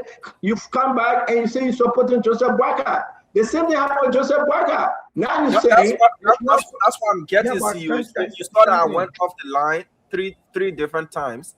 It's just allegations that Mr. Talley is angry that his suggestions and things that he brought both to the CDC and the UP didn't hold water, and he didn't get what he was bargaining for. So establishing this political movement, again, is an allegation, is for you now to have a seat at the table. No. So that when there is a second round, you can negotiate and get something for you and the few persons that you got behind you. This election that is coming, the 2029 election that is coming, there will be no second round. You will win for a round. Movement will win it from up front. We're not coming with second round. We are not forming a political. Let me tell you, Damon. Ask the people, ask those you know in the US. Ask them when it comes to job, when it comes to money. Then my name is John Talley. I run the most successful non-profit organization in the United States. Mr. Tally, that is not a I got political money. I'm not achievement. looking for job in Liberia. The When I think of accusation Liberia, against you is the accusation Let me tell you now. against you is you are establishing this party because you were snubbed by both the CDC and the UP. So No. you feel that you can come and set this thing as a thing to have a seat at the table. no. That is the allegation. Well, then, whoever is bringing such allegation supposed to be a free-minded person to listen to my explanation to understand that we are not coming. This is the reason why I'm using the word we're not running against, because you are using the word that Liberians get used to against. We are running Are you for contesting? the Are office you of contesting president. We're against not other running against. political parties? Will you be We are- contesting against other political parties? We are contesting for the position of president. So those other contenders, are you contesting with them or against them? This is the war. I'm still not going to say, okay, if the war against satisfy you, then I will say, in your definition of taking part in election and running against, then I will let you have that. So after bringing Gibson, Gibson before you come in. Gibson before you come in. Gibson before you come in. Liberia from Mr. Tally, that's what we Mr. are Tally, doing. Mr. Tally, Yeah. you got a brother by the name of Melvin and you have a little brother by the name of John, right? I got many of them. Yeah. I named two. I named two. You got Melvin and John. Those are your little brothers, right? I have Melvin. Just answer the two of them. That I'm talking Melvin, about. yes, I know Melvin, but I don't know the one you call Ja. I mean, John, I don't know the one you call you John. mean you know Melvin? Is Melvin your brother? Melvin is my nephew. Okay, John, John, is he your brother? Is he John who? John Tally, John Ja, or what? John Tally, sir. John Tally is my son. John Tally, that's your son. Mhm. Okay. Wow. All the time you've been running for position in Minnesota, why you have never gotten them? Why the people been rejecting you? I ran for position in Minnesota and people rejected me. That is not true. I That is ran to become become president of the Sando County Association in the US, and I won. It's at that convention the Sando County organization was organization split, and at that time there was a Sapo guy who was on the other side. Then I won on the other side. So we came at the convention level and said, since they're conflicting, is the Sapo guy is the president on Sando 2 and you the president on Sando 3, then we need to find a way to bring a neutral person so that it can be Sapo people. That's how I withdrew. Are you my last question? Are you crying or you Sapo son or you Sapo crew? Are you crying or you Sapo crew? Sapo. You Sapo. My mother, my father, everything about my life born in Joazon District, Sando County, a Sapo. Okay. All right. You say I'm getting information on you while you're on the show. The concern I have though is I want also to be the chair of the Liberian community in Minnesota, and I won. So if anyone said yes, anybody will take part in elections, sometimes you will not win, and sometimes you will win. But every election that I took part in, I won. I even ran to be president of ULA. I also didn't win. So people choose people at the time. So I didn't win, but other things then, I won them. So my first concern is, I look at the logo, I saw the lion on Lofasa, and I saw the bison on Grand Gillette side. Yeah, we don't want to get it. We are the prey or and Lofapo are the look at lion on Lofasa. Then we probably get a bison, the buffalo. And like we are the prey. So that's my concern. So I don't understand why you put buffalo on Grand Gillette side and red over G2. they impose the lion all the way to Lofa. Are you indicating that the Lufians and the Buffalo, they are more of a, lion attitude, and the Grand General and River G are less of a lion attitude? They are buffalo. Okay. All right. I just want to understand why you put the animal the way you put them. Okay, let me explain that. These same symbols are from the Bible. These three symbols you see up there, eagle, lion, and the ox, they are biblical figures that represent the authority of Jesus Christ. And what does that mean? Jesus is the God of the jungle. He's the God of the cities, and he's the God of the sky. The lion represents the God of the jungle. The ox represents the God of the domestic. That means ox is the one that controls domestic animal. Then the eagle is the one that controls all the animals in the sky. What we are saying, it doesn't matter which side any angle is. We place into A, B, C, and D. The C is on the south side of Liberia. The lion is on the other side. So, but none of those things represent. Thank you very much, Mr. John. It's good. John, thank you. Like I said, Liberia. Like I said to you, we love just to say, Stato, I know John very well. He's a good friend of mine. And I think he shared the idea with me when I went to his office once. So I know him very well. And I appreciate John for coming here. Today, I don't have anything much to say. I just wanted to enjoy you and as you prepare. Yeah, we're going to be moving on. We got to talk about the LD. And Mr. John, we will bring you back. Whenever you come on Spoon and you're coming again, you don't have to worry. I will speak to the network. We'll bring you back for you to explain your vision, your party vision. It's not a party yet, but the organization for now. When you guys get your certificate from NEC, come back free of charge. We'll have you and you explain more. We want to know about the organization headquarters. We want to know who all involved with you. And a lot of things the Liberian people need to know about you, John P. Talley, and your organization. This is a good start, by the way, to expose you and bring you out for the Liberian people to know you and for the Liberian people to actually know about this organization.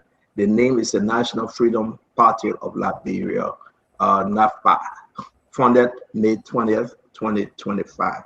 We say thank you. We got to move over to the LDA allegation, which is so big. If you want to talk, you can hang with us. If not, we'll be shifting gears, sir. Okay, and then before I leave, I want to speak out to all the freedomists of Liberia, especially those who are members of the freedom movement, who took their time this hour to stay on. It took me some time to come on. Some of you should have joined us, but the network problem in Liberia could not permit you. This is the beginning of a fight. We have a country that is being controlled by certain ideology. And this movement is about you, the poor people. And so we want you, wherever you are, I want to thank all of you tonight. The game has started to end poverty in Liberia. God bless all of you, the freedomists, and we will have our meeting again. And then stand on. I thank you for this opportunity, and I look forward to more. And well, if I'm not doing anything, I will hang in a little bit. And if I have anything to say about what you are discussing about LDA, then I will participate. Thank you very much. You're always welcome again, because once your party is certificated, send someone, one of your representatives, to be on Spoon Talk to speak for your party. Like if you watch Spoon Talk, we got all the political party people there. So you can send someone to speak for your party. If you're available, you can come anytime to share your ideas. It's a lot to discuss in Liberia. We want to say thank you very much. God bless you. Have a good night. Thank you. You're welcome, sir. You're welcome. All right, that Mr. John. I say you want to come back down. That Mr. Dama, you want to come back. That Mr. John Talent again, the Freedom Party. Again, thank you very much for entertaining him. But guys, we got some serious issues. Yeah, no, stand up before you go. I beg you. Gibson. Yeah, no. Gibson, I didn't want you to ask any. How come you can't ask the man say he put a lion over Bapudi? Hey, you want the lion? Or he must be. What you ask the man? No, you ask the man why you got to put a lion over Bapudi? So he must be in Bapudi. The one that never came to us. But I kind of surprised Kev, he refused to ask questions. Yeah. He refused to ask questions. No, John said you didn't come to me. Yeah, but you didn't come to me, Stanton. You didn't come to me. Kev said, I got to this. No, listen. I can interrupt everybody. He said, I got to this. You can't do it. You carry the lion to San Juan, Maryland. You put a lion. Yes, then you come to me. So I decided to stand. So the lion can either you will be there in Babalu. But I always said all of you will be talking about LDA. Folks, I want to say to all of you, Gacy, it's good that you're joining Oscar Fico. But we gotta play this recording. LDA story is very, very interesting. LDA story is very, very interesting. Yeah. And I think with these documents, I don't know what the president of the government would do. I like to start from the beginning. There was a thing, if you follow the story, Gibson, right? They arrested a van, a minivan, bringing people from coming through both other side. And guys, you must listen. You got to listen to the recording. And kept surprisingly, listen to what the boss said when they searched the van. They found money, huge amount of money, over 250,000 United States dollars. Where the money at? If you remember, I raised the issue here on the show. That way you can come on now. Mr. Tadi left. I raised the issue here on the show. From that time to today, the garden story never been correct. You know what they did? I will show you this, and everybody we're coming. When we raised the alarm that they ate the money, over 250,000, this guy, the finance guy, Mobile, that his name, that he name from LDA, this guy, you watch him. He went to Central Bank, Gibson, CBL. He deposited 150,000 of the money. Because we raised it, go back, it's there. He make a quick deposit. The question is, was he right to deposit the money? Without further investigation, they started internal investigation on their own document. You don't run away from this story. On their own document, folks, on their own document. That number one, where is number one? The first letter, Gibson, you guys should have this. The first letter said nothing about money. Read the letter. Folks, take picture. That one said, not the first letter this.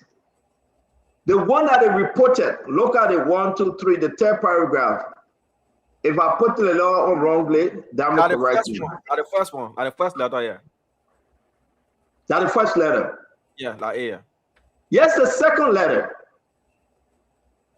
I want you guys to take a look though. The second letter reporting 100,000 Gibson. After they deny having money, the second letter reporting 100,000 on the same day. Gibson, I go to the third letter. Letter number 3. I say, Kev, what is it? What is that? 150,000. Letter number 3. Gibson, that will bring us up to speed. Which one they actually reporting? No money. Money, 100,000. Money, 150,000. And the money was over 250,000. We're playing the recording. You got to pay attention. And that's the 150,000 they took to Central Bank. Yes, a receipt. We got a receipt. But you want to wait. You enjoy this conversation, folks. Share the show. Welcome to Spoon. Who were involved? The players from LDA, the cartel operators. The allegation fell right on them. Fajira Biago, officer in charge. He denied seeing the money. At first, he said there was no money. This is the man President Baka said you will be officer in charge. This guy. And he said, well, we'll do an internal investigation. Who picked the money up? Patrick Camazo, acting deputy director for operation. He went to Grand Cape Man the night of the arrest at 10 p.m. for the money. He went for the money. These allegations say he picked the money back up when he was called. Who else involved, my people? Ernest Tappe, acting deputy director for administration. We are talking about over $250,000 here, folks. LDEA. LDEA. They came together and they decided and said, well, you know what? Since we're not east on the money, we'll only take $150,000 to the bank, as alleged. They sent Mr. Mobile to take the $150,000. This is your man to the bank. He signed on it. He signed on it. He signed on this. That's his name. Mobile. Damo, before we go to the recording, let me listen to you, Isaac Dokef Hassan Gibson Jerry. It's very important. You will see for yourself what is going on here, and you will understand that these guys then try to cover up. So you know what it is, Gibson? Those agents that were at the border that discovered the money, they reassigned them. Immediately, internally, they reassigned them. We have the reassigned letters as well. Down. Yeah, CEO. So you just spoke about a reassignment, whether that was a reward for what apparently happened, or it was a measure of getting them away from the hard zone. We are still following this particular matter, but for the LDA, from their own internal communications, to have submitted 3 different reports on one incident that occurred, that alone is an issue of concern. And when we listen to the investigative recordings for which you will play, you will hear different accounts from different officers who were part of the search. And even the customs were not informed of money that was confiscated, because when you travel more than the amount of 10,000 and you don't declare if that amount is found, customs is put in the know of that amount, so that a percentage goes to the government of Liberia, which is 10%. Customs at the Bullwater side, from their own admittance, were not involved. And this incident happened on the 19th of February. The money, the 150,000, was deposited on the 6th of March. If you look at the receipt, the money was deposited in March. So what happened from February 19 up to the time the money was deposited, and why the conflicting accounts? Those are the things we're interested in, to find out what happened, what transpired at Bullwater side. That first, there was no money. Second, there was 100,000. Third, there was 150,000. What happened? That's the question. So, Gibson, if you follow the track here, you follow the trend, you come to understand that corruption is here. When we broke the information, we broke the news prior to the 19th of February 19th. These guys had heard the message. They knew that Spoon had the document, and they began to wrestle among themselves how they would deliver the money. But then most of the money were gone. Most of the money were gone. Gibson, we are here today. Let's hear you. And here, Conor Gray. Conor Gray, thank you for coming on. Then we'll play this I want you guys to pay attention to the recording. This is their first investigation. I think there's a need to investigate the investigators. President Barker said he was removing 2 individuals who have problem with each other, and he put somebody there who, an old man who could not dig nor her, and then the concern was raised on the same platform, and now he put a young man who is an IT director, and now $1,000 or even more is in question.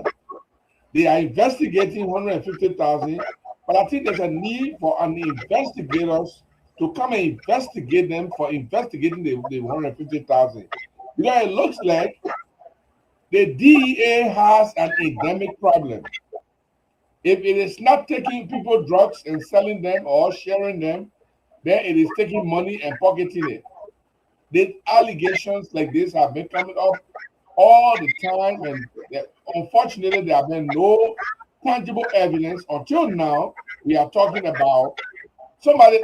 If you seize money from drug dealers, if you seize illegal money, if this was illegal money, proper investigation needs to be done.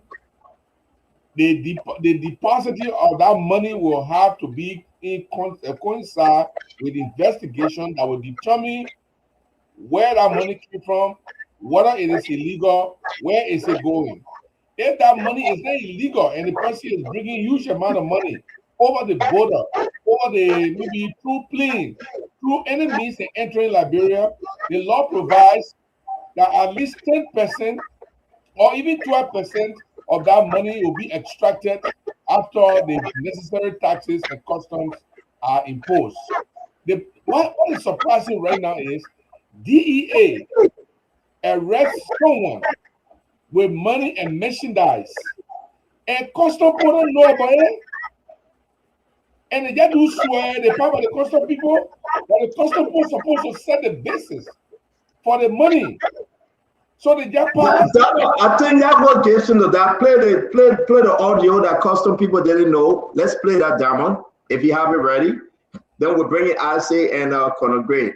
Guys, you want the audio, you want everything. This is huge, my people. Listen to the question. Listen to the agents that were up the scene when they discovered the money, Conor Gray.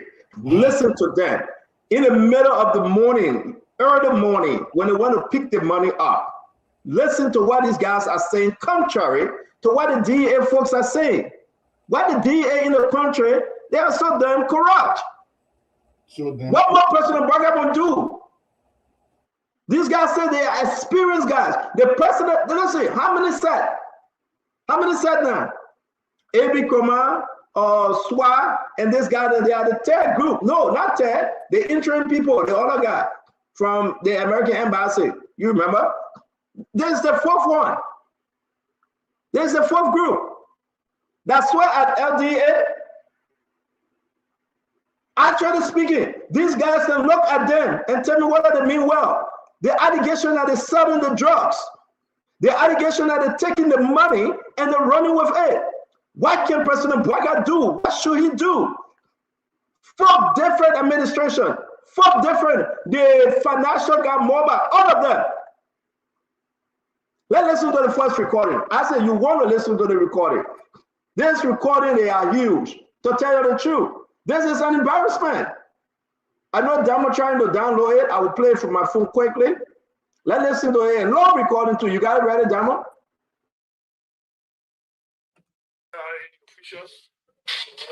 Go ahead.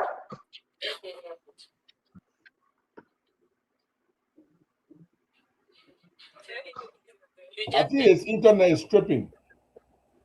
No, it's on. I'm coming.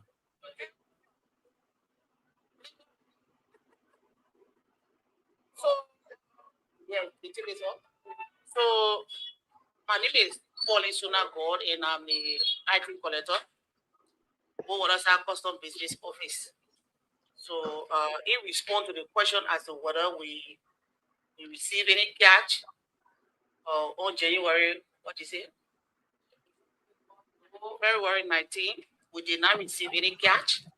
So if there were cash arrested by any of the institution here, I mean, it is our pleasure that they will bring the cash forward so that we can be able to do the before in collecting the percentage if it is beyond the threshold. Thank you. Damo, can you quickly, don't stop it, but who's speaking now? Immigration speaking now, right? No, that's the customs collector at Okay. Waterside. Thank you. Collector. Continue. Yeah. Okay, so we play the next one. No, hold on one minute. Damo, hold on 1 minute. Don't go to the next one. Isaac, let's establish this. LDA went there and they took the money and they left. This is very important. Damo, don't rush this. That's the LDA we have. These guys are a disgrace to the president and the government. I said, they went there. They took over 250,000. This guy, he didn't report it to immigration. He didn't report it to customs. He didn't report it to anyone. He took it, put it in his car, and he left. He went MIA. Let's talk about this. He called on the director, as I learned. He called on Federa Biago, this director. He called on the deputy for administration. He said, we got an OPS operation for them to meet. Colonel Gray, he did. In that country. But they didn't report the money. The lady, guys, you want to hear this? We will play all of it. We're not doing nothing again. The lady said, Damo, can you please play again? What did she say, Damo?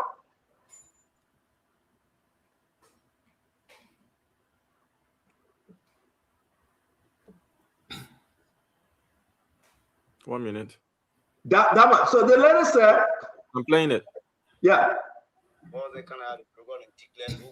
Okay, that's not it. It's this one. Customs and officials.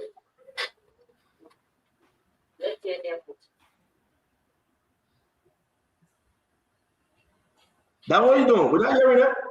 Airport, let me correct that.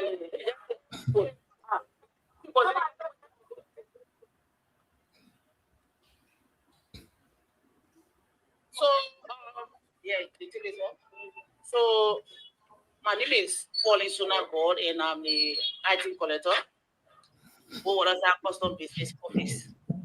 So, if we want to the question as to whether we receive any cash on January, what is it? February 19th, we did not receive any cash.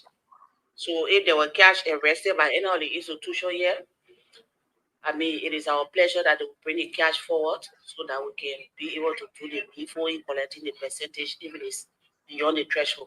Thank you. Yeah, you have an answer. Let's hear you. The money gone. They didn't report the money. A prediction. That lady who is on tape will very most likely get fired. And I fear her life may be at risk. So let's close our eyes and imagine something. Let's close our eyes and imagine. Anybody listening to us or in Liberia with 5 senses believe that the LDA guys just took the money as they took it straight, they get to the bank, the senior money take a senior money carry? Anybody believe it? They took raw cash. They had to took it, they go to the bank and put it there. Fasten, they take it from on the side, just carry it there. Anybody believe it? Okay, 5 cents is too plenty. Those who get 1.5 cents, they use 1.5 cents only. They leave the other 3.5 cents. They leave it out. LDA, they went, they took drugs, they saw plenty of money. They go to the bank, they put it there. Why is this government so corrupt? I mean, why is the government? You know, somebody said the boys are back in power. Why is this government so corrupt? I mean, these are the cases we expect LACC to go after and jail people. Then when you just go with Popo and jail them, there's not one of the things you are hearing a woman on tape, you are seeing receipt of deposit, so you know money actually happened. These are the real cases of corruption. Money and your facets. Let me get too much for answer. We got too many clips to play, and we hear your point on this. Let me bring in Gibson. Gibson, how important it is that the deputy went to Bowater side, received the money, call on the director acting and the director for administration acting, but they didn't report the money to the border. That's the first thing. And the money that they brought to town from the 19th, the deposit was made on the 6th, and the money that was deposited way younger less than what they collected. Gibson. You know, I'm looking, DEA acting deputy goes from Monrovia to Bowater side, goes there. There is a security apparatus that is set up at the border. We have DEA there as well. We have immigration. We have custom. The custom people are responsible for either illegal money coming, or merchandise coming, or money coming across the border with declare or not declare. The DA director went with the DA officers, they commandeer, that's the word I really want to use. They commandeer the money, commandeer the money, instead of going to the custom director or the custom commander there and say, look, we arrested these people. This is how much money we got here, but this money we are taking to the Monrovia as FOC, and it's going to be processed. But we want you to take your record to know that this money is in our possession.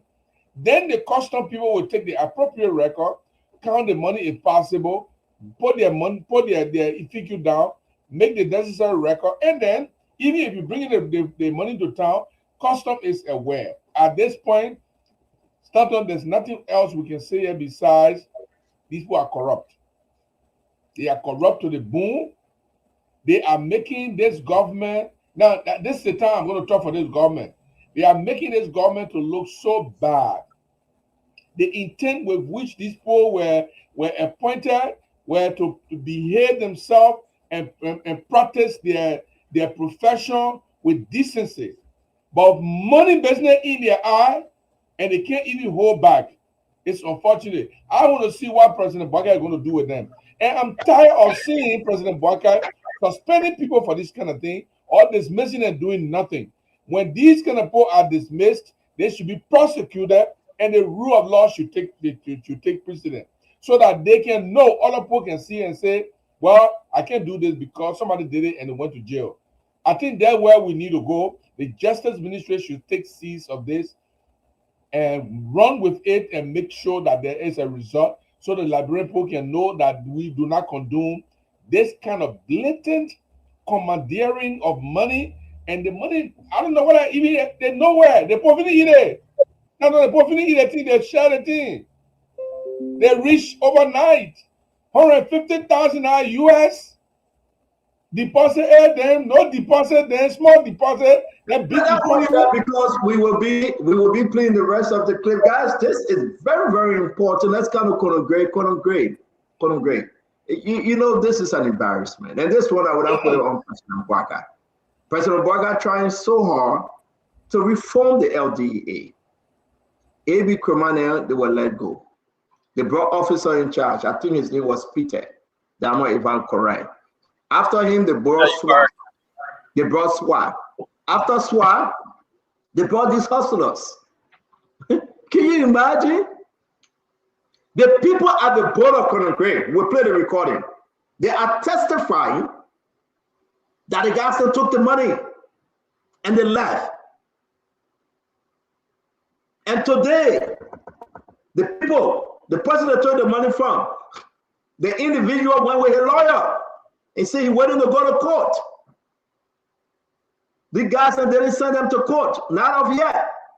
And he said my money was over 250,000. Yeah, it's a document. The people that were there at a meeting, and the buggers there tried to hide it. Spoon broke the news. And today, on the 6th of March, of course, which was yesterday, or whatever day it was, They are running to the bank to make deposit. Colonel Gray, what's going on? Stanley, you can hear me, right? You're loud and clear. Yes. Firstly, two things I suspect. The first one, the DA in its operation, I don't think they have a chain of custody protocol in place. If they do, then number one, there will be accountability of how much was seized, the money in question, and then number two, there is no coordination between the security entities that are present. There is no joint security coordination there as well.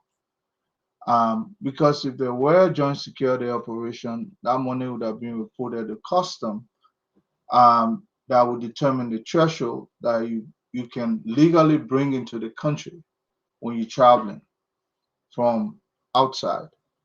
That's missing as well. And then what I would say to this is the bulk of the folks who serve in these public entities, there is no need for them to observe that they are there to serve the public. Most of them come with this mentality to get rich. And if you check whether it's people working in the passport division, everybody want this kind of way to earn money other than their salary that they're working for. So if you ask me, Senator, I would say you have to have a thorough coordination that when we go out, we see money like this, it's not our money. In fact, before we can determine seizure, it has to be adjudicated for them to determine that this money is the result of drugs or the sale of drug or narcotic, whatever it is. I don't see any, I'm not hearing any of this like, oh, we're lucky today, we bump on $250,000 that drug money. So how do you determine, in fact, that was drug money?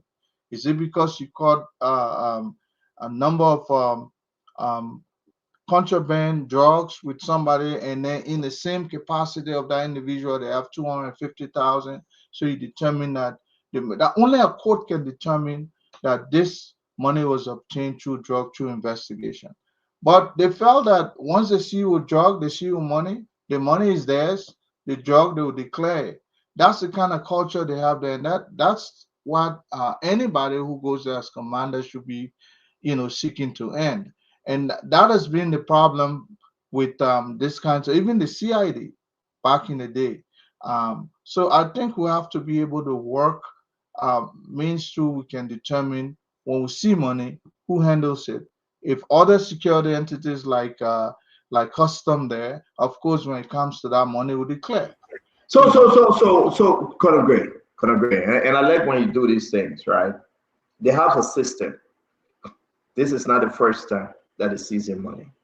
There's no need we should put. It is in place, Colonel Gray. We are speaking from A.B. Kromah time. These things are in place, Colonel Gray. They are ignoring it because it is alleged that they want to eat the money, and they have eaten some of the money. You have customs. They are working together. You listen to the custom leaders saying, we should know, we should receive it. But this guy took the money and brought it to town. And the money wasn't reported from the 19th.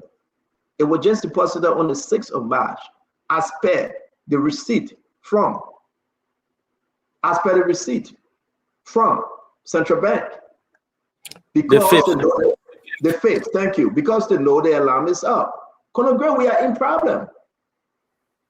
Listen, I will share all the recording. You will listen to it. The people that are there that make the arrest, they're talking. They were investigating them. Damon, can we play the first recording? Let people hear it, please. And we'll come back to Colonel Gray.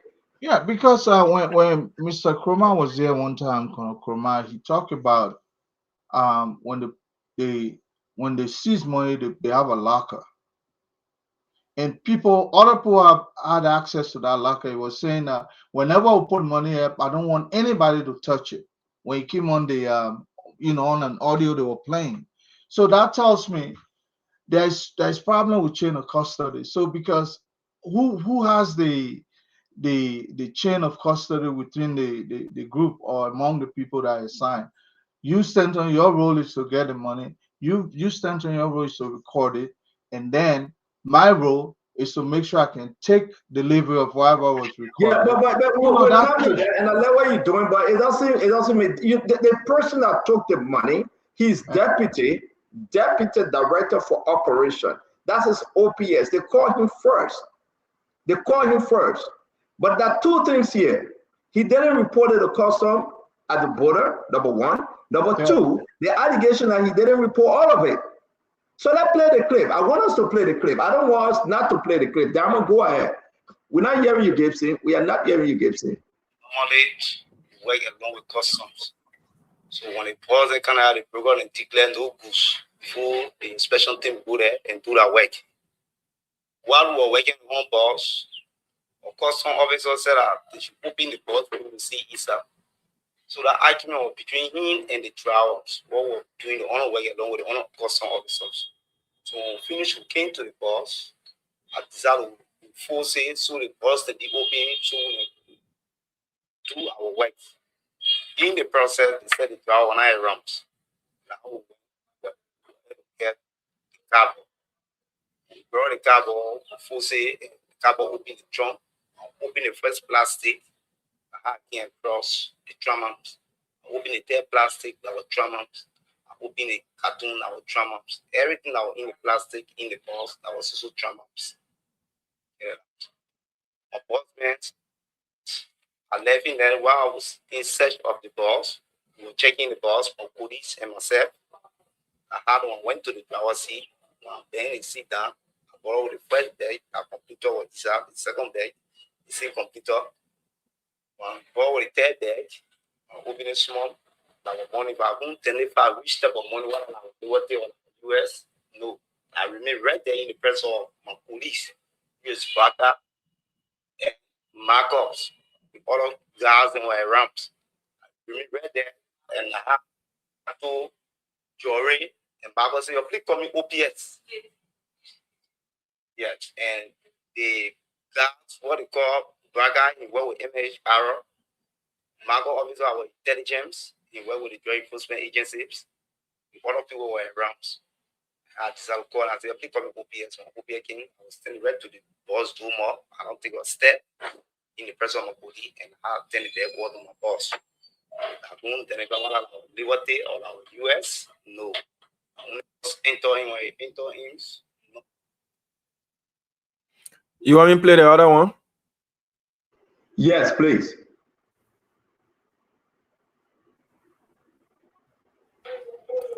Investigation continue taking the witness stand.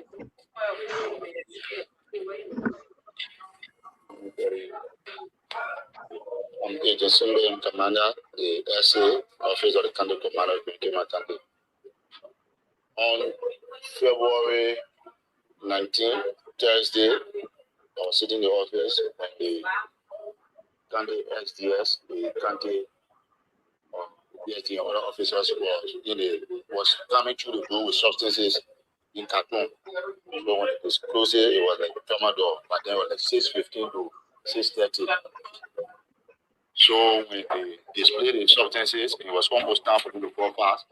I asked for permission to my commander, to my deputy commander, because the commander and the operation were outside, very busy. When I asked, I called with the intelligence officer and said that it was arrest me.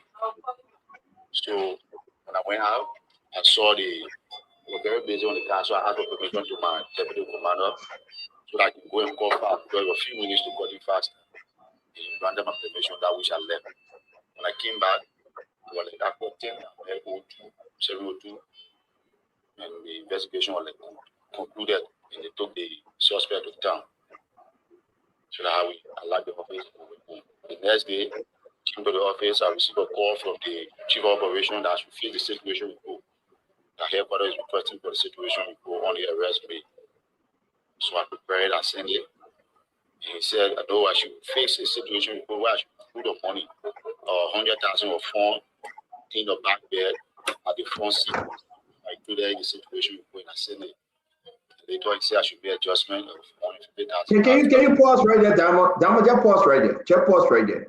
Can you go back a little bit? The instruction that they gave him as to what to report.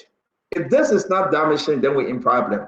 Can you go back a little bit? Let's hear what the instruction that was given him down, please. Information to my commander, to my deputy commander, because the commander and the operation were also very busy. When I asked Marco, who is the intelligence officer, he said there was a arrest made.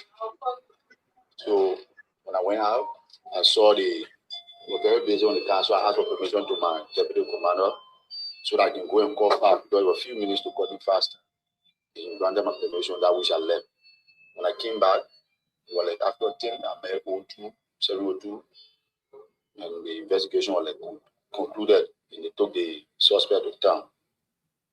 So that we allowed the office and went home. The next day, came to the office, I received a call from the chief of operation that I should face the situation report. The headquarters is requesting for the situation report on the arrest made. So I prepared, I sent it. And he said, I know I should face the situation report where I should put the money, 100,000 of funds in the back bed at the front seat. So I included the situation. Thank you. Can you mute? Thank you. Get in. Let's have the conversation. They are telling him, you know what? And I think right now these guys should be in jail. They are telling to include on the report the 100,000 of form. Colonel Gray, you hear nothing yet. What for the rest of the recording? They are instructing him, Dama, on your report, we need a report for you. Liberian people, let's play the actual thing for you to hear. On your report, include that 100,000 is missing. 100,000 of form is included. Put it on your report. So what will the government do now? The person they are investigating, the person they are chasing, and we will play this, and I will send this to LDCC. I will send it all over. I don't know what the government will do, but you can decide. Okay, so I said we'll come to you. First of all, hold on, I said, Damo, let's hear you. You in studio, Damo. Yes. Are we getting this? Is this something? There's another timeline that you have to look at. The inspecting officer said the bust was made around 6:15. And then he never mentioned that the 702 was at the checkpoint when the bust was made. But when this commander who was asked to make the report said when he went to break his fast and he came back around 10 p.m., he saw 702 at the scene. So, and who is 702, Damon? Who is 702? Kamazu, the director for operations. This is 702. Yes. So meaning Kamazu left from wherever he was, whether he was in Monrovia, something made him to leave from Monrovia to go straight to Bowater side. So what took the acting director for operations from Monrovia to Bowater side? And then the officer there said he was then instructed, meaning he didn't see it, customs didn't see it, but he was instructed to write that you saw 100,000 and later said no, change it to 150,000. Where was the counting being done? Who was counting the money that they didn't know how to count money? And first they didn't see money, but later said making 100,000 and said no, we just finished counting it again. Extra 50,000 a PM, making 150,000. So the discrepancy says the fact that the joint security at the border were not involved in the process of accounting for this money for transparency's sake. Even in the audio, the other audios, you will hear issues about phones and recording. These things go with recordings. When you make such a bust like that for transparency's sake, you will have everybody around and you will have video record of everything. So the more we delve into this thing, the more it becomes damaging, and more damaging. Why wasn't the money counted at the point of seizure? Why wasn't the customs invited? the joint security, everybody for clearance and transparency's sake. But money must reach to Monrovia and somebody tell you, say, oh, make it 100. No, make it 150. Why the changes? Thank you, Damon. Let me bring it I say, that's why we're so relaxed. We get to the end, folks. Share the show. This is embarrassing all over. But you are hearing this Kamasu guy because information, you receive instruction, you get the money, tell them to put this amount. I say, come on, man. Come on. You know, I like to make my own in a way that it is so common for Mantiti Manjwa to get it. This report, the report we're talking about, the report wasn't made at the arrest site. They arrest the people, they finished with it, they went to Monrovia, it took days and things before they made the report. That means they must have already known how much of money they took from there. So it was not like the people were making a report where they know. They made arrests, they seized the money, they carried it, they counted it, they know how much was said, they didn't tell nobody. Now they sat on the table now to make a report. The report was not about what was actually seized, it was about what we want you to put there. So you know what I mean? Put 100 there. No, okay, make it 150. But when you look at the document, the first report they made, no money on it. They didn't put no money there. The first one, they put nothing, zero. They came out and said, no, my man, they put cash out. So what we do, that will put 100 there. No, the money, they do a second one, they put 100 there. Say, my number, I think 100 small, maybe, okay, then make it 150. They go and put 150 there. Why is this government corrupt? Why is this government corrupt? I mean, are we having them in jail right now or they are not in jail?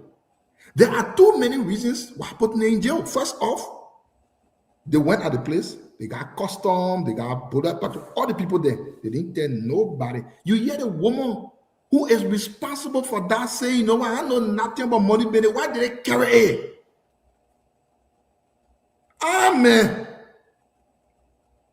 United Party Polo for who? LCC to put in jail. You got soup. Go and drink your pepper soup you have. The soup is hard right now. How can people be so corrupt, man? These boys can steal. That's the reason why these boys wanted to get in power. They are corrupt. Man, 400 there. Oh, cheap, no, 100 small. That make no, so answer. Let him draw ourselves and let's give the people the information. Folks, share the show. Again, we're on YouTube, on Facebook. It's so good having you today. But this is an embarrassment. Let me bring in Gibson. Gibson, you are hearing them saying which amount to put on the paper, Gibson. First of all, my understanding of how these things are done, many times I've been in a court when I cover the court, when the police seize money, they go to the judge to get a judge order, a court order to either deposit the money or confine the property at the court. They're protected. For I don't even know how they made a decision to deposit it, whether it was by court order, because such a huge amount, if you seize it, they are not custom. They are not custom.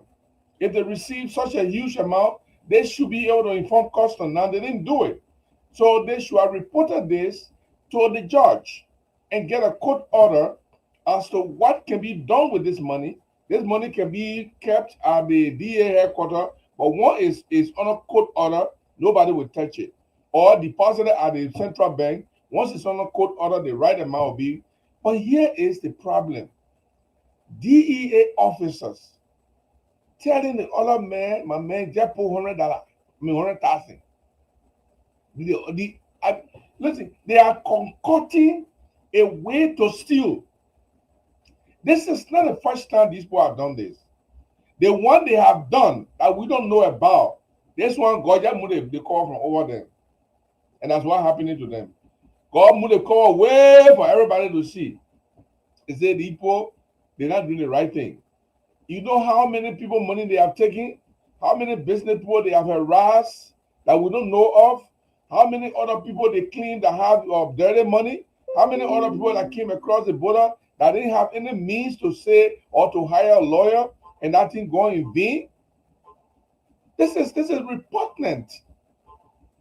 It is repugnant, and I think is this thing the Justice Ministry should take seize of it, and the Justice Ministry wants to clean the system. Yeah. And I think, guys, let's hear to get so now, Conor Gray, you see now that they're instructing their subordinate, right, what amount to put on their report. And that's the reason why on the first report, number one, you see nothing about money, right? It's there. Number one, you can read it. It's right there. Number two, and it will go down, right? This is the second report. You see the 1,000 US dollar, 100,000 US dollar right there because the commander said 400,000. Congress, it's on. We will keep this up. If you look at the third and fourth paragraph, that one, can you play that if your finger stay on that button?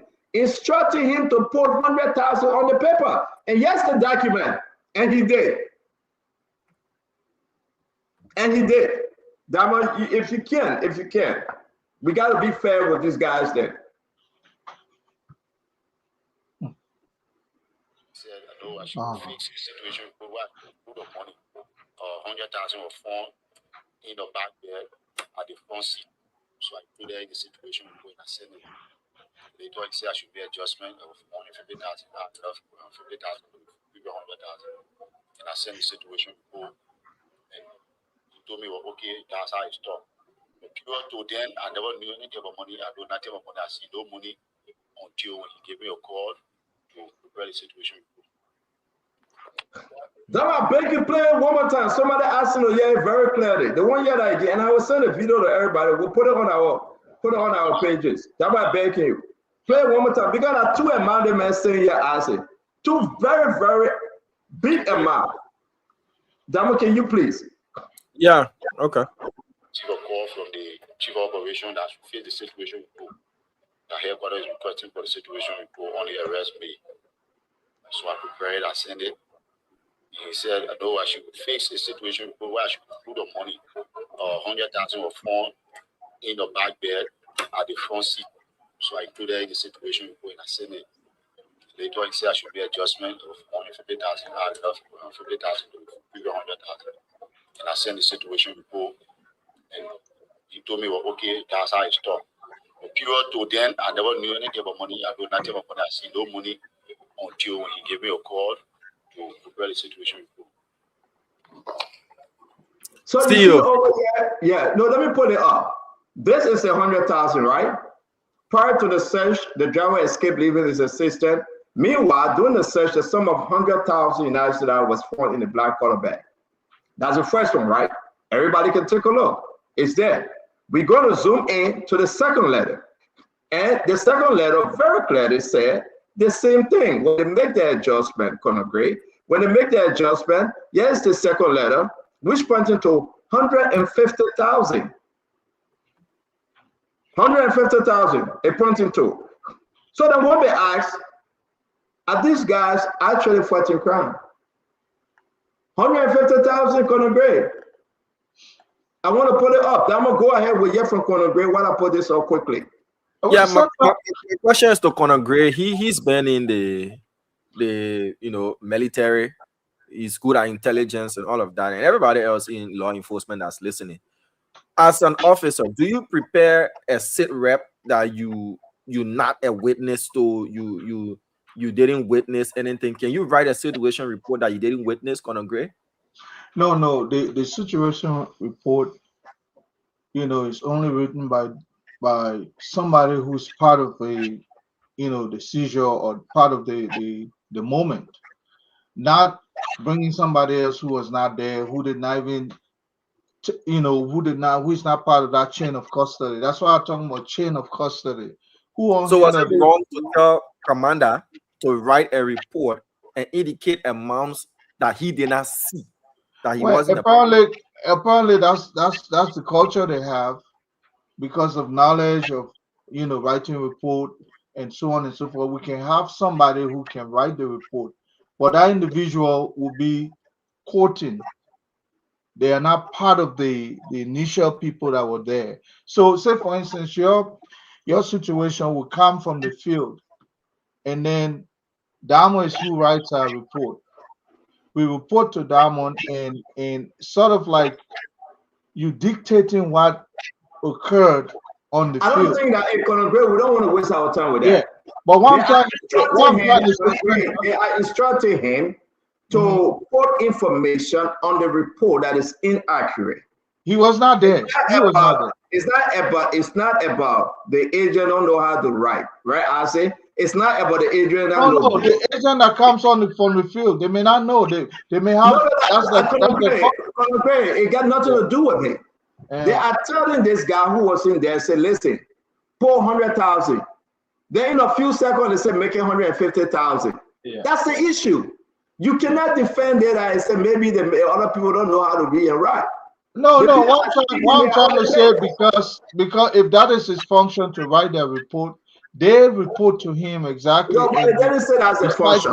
It didn't say it's gonna break. I don't want you to insinuate yet. It didn't say that in the main function. Let's discuss why it says. And Dama, let's go through it again because people need to hear this. This is an embarrassment to the country. This is an embarrassment to the system of Congress. This is an embarrassment when these guys are serve as cartel instead of fighting the cartel in the country. These guys are serving as cartel. You tell the man, say 150,000, you turn around and say 100,000, you writing all this report, you go into the bank and make a deposit contrary to what we all believe in, what we are hearing, then you want us to believe. But I will say this to you. After that, when you guys in the Greek on the grade, guess what happened? They went back and reassigned these guys then. They reassigned them. They reassigned them on the grade. And we'll put it up. We'll put a reassignment letter up. We'll put these guys this is a crime that has been foiled, and things have gone bad. So, I think they're finding a way to manage it. But I mean, everything is out here, even down to the makeup deposit. They finally decide to go put in the bank. Those are all makeup, and that makes this crime more even genuine. But the fact about the matter, I think. The people that will be investigating this group of individuals should, I mean, they have enough evidence to this is theft, firstly, and then secondly, maybe if they want to even punish them, they will have probable reason to punish them because so many contradictory reports. This one saying they told me to do this. This one said no money was reported at first, and so many things, so many crimes are committed at Stanton. But I don't know if this. I see, effort by Isaac and others trying to make this into a party situation. This is a Liberian situation. Majority of people who serve in this kind of corridor, civil servants and so on and so forth, they just don't have that candor to be able to be forthright on their job. Their duty is like this. I'm here primarily like where to tie the goat. You're right that while we eat. You're right, but let me play the clip. It's important for us to play these audios. That's one of the audio here I say Conor Gray. Ladies and gentlemen, let's listen. These are very, very serious here. Listen to those. Listen to that. It's 12:49. You have officers from Buenos Aires, specifically assigned to Kidman, in presence of Commander. In presence of Jose Jala, the position, sir, Chief of Operations. Currently is before Professional Scanner. And for today's sitting, our Special Agent Jim Jala, who is the Deputy Chair of the Board. You have Sales Agent Yangwei, member of the board and investigator. You have Samson Porter, Secretary of Professional Scanner and investigator. The chairman is on an official duty, so he is not here today. So the investigation proceeds with verbal recording to be extracted from Agent Jala. So Agent Jala, please take a one time to explain as to what transpired What you know that happened that fateful day, let your statement be in line with what you have written. Anything contrary, well, it's still part of the investigation. So you may introduce yourself by calling your name and take your own time clearly and explain what transpired. Okay. I'm Moses Jara, Chief of Operation Grand Cayman County. So on February 19, 2026, at the hour of 6 p.m., while doing our normal routine search at Buwarasa Port of Entry, a bus driver by the name Bubaka Jalo arrived at Buwarasa Port of Entry with the bus plate number BA6936. While doing our search, we discovered within his mini box 519 packs plus 7 strips of tramadol conceived in his mini box. Meanwhile, while doing the search, a black bear was found within the front seat of the car with a sum amount of 150 United States dollars, which were turned over to the investigation section for court proceeding.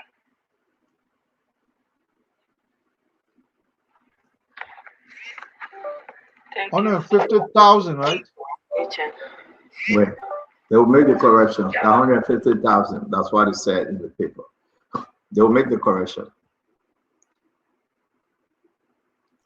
Okay, James B. Jala, co-chairman of the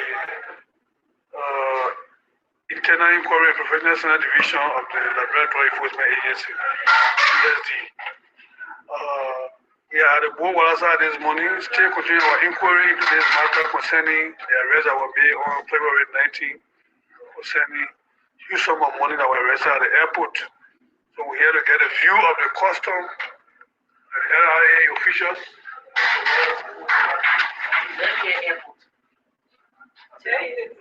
You just said airport. Let me correct that. You just said airport. Anything concerning airport, you have to go to the airport. So, yeah, the thing is on. So, my name is Pauline God, and I'm the IT collector who was our custom business office. So, in response to the question as to whether we receive any cash on January, what you say? February 19, we did not receive any cash. So if there were cash arrested by any of the institution here, I mean, it is our pleasure that they will bring the cash forward so that we can be able to do the before in collecting the percentage if it is beyond the threshold. Thank you. Thank you. Chief, do you have any questions to answer? Now that I already gone to the agency LTE, is it possible that the money has to come by the customs so that government revenue can be collected from the customer? So if it is established that our money pass here, LTA made the arrest, well, like I said, collecting the percentage is one thing, it is our priority, but I think that should not have happened in the first place, but maybe because the operation varies, so we don't know how it went way to town. I don't know, maybe for headquarters. Yeah, so we don't know how the money went way to town instead of passing through the channel. But then again, I don't know how the operation was actually conducted. So it is our pleasure that the money will come back. You're just trying to be diplomatic.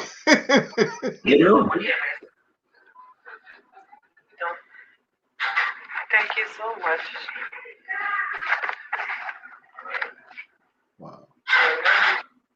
All right, I'll play all of the. I beg you. Let me play the one that I said will get to you. Investigation continue.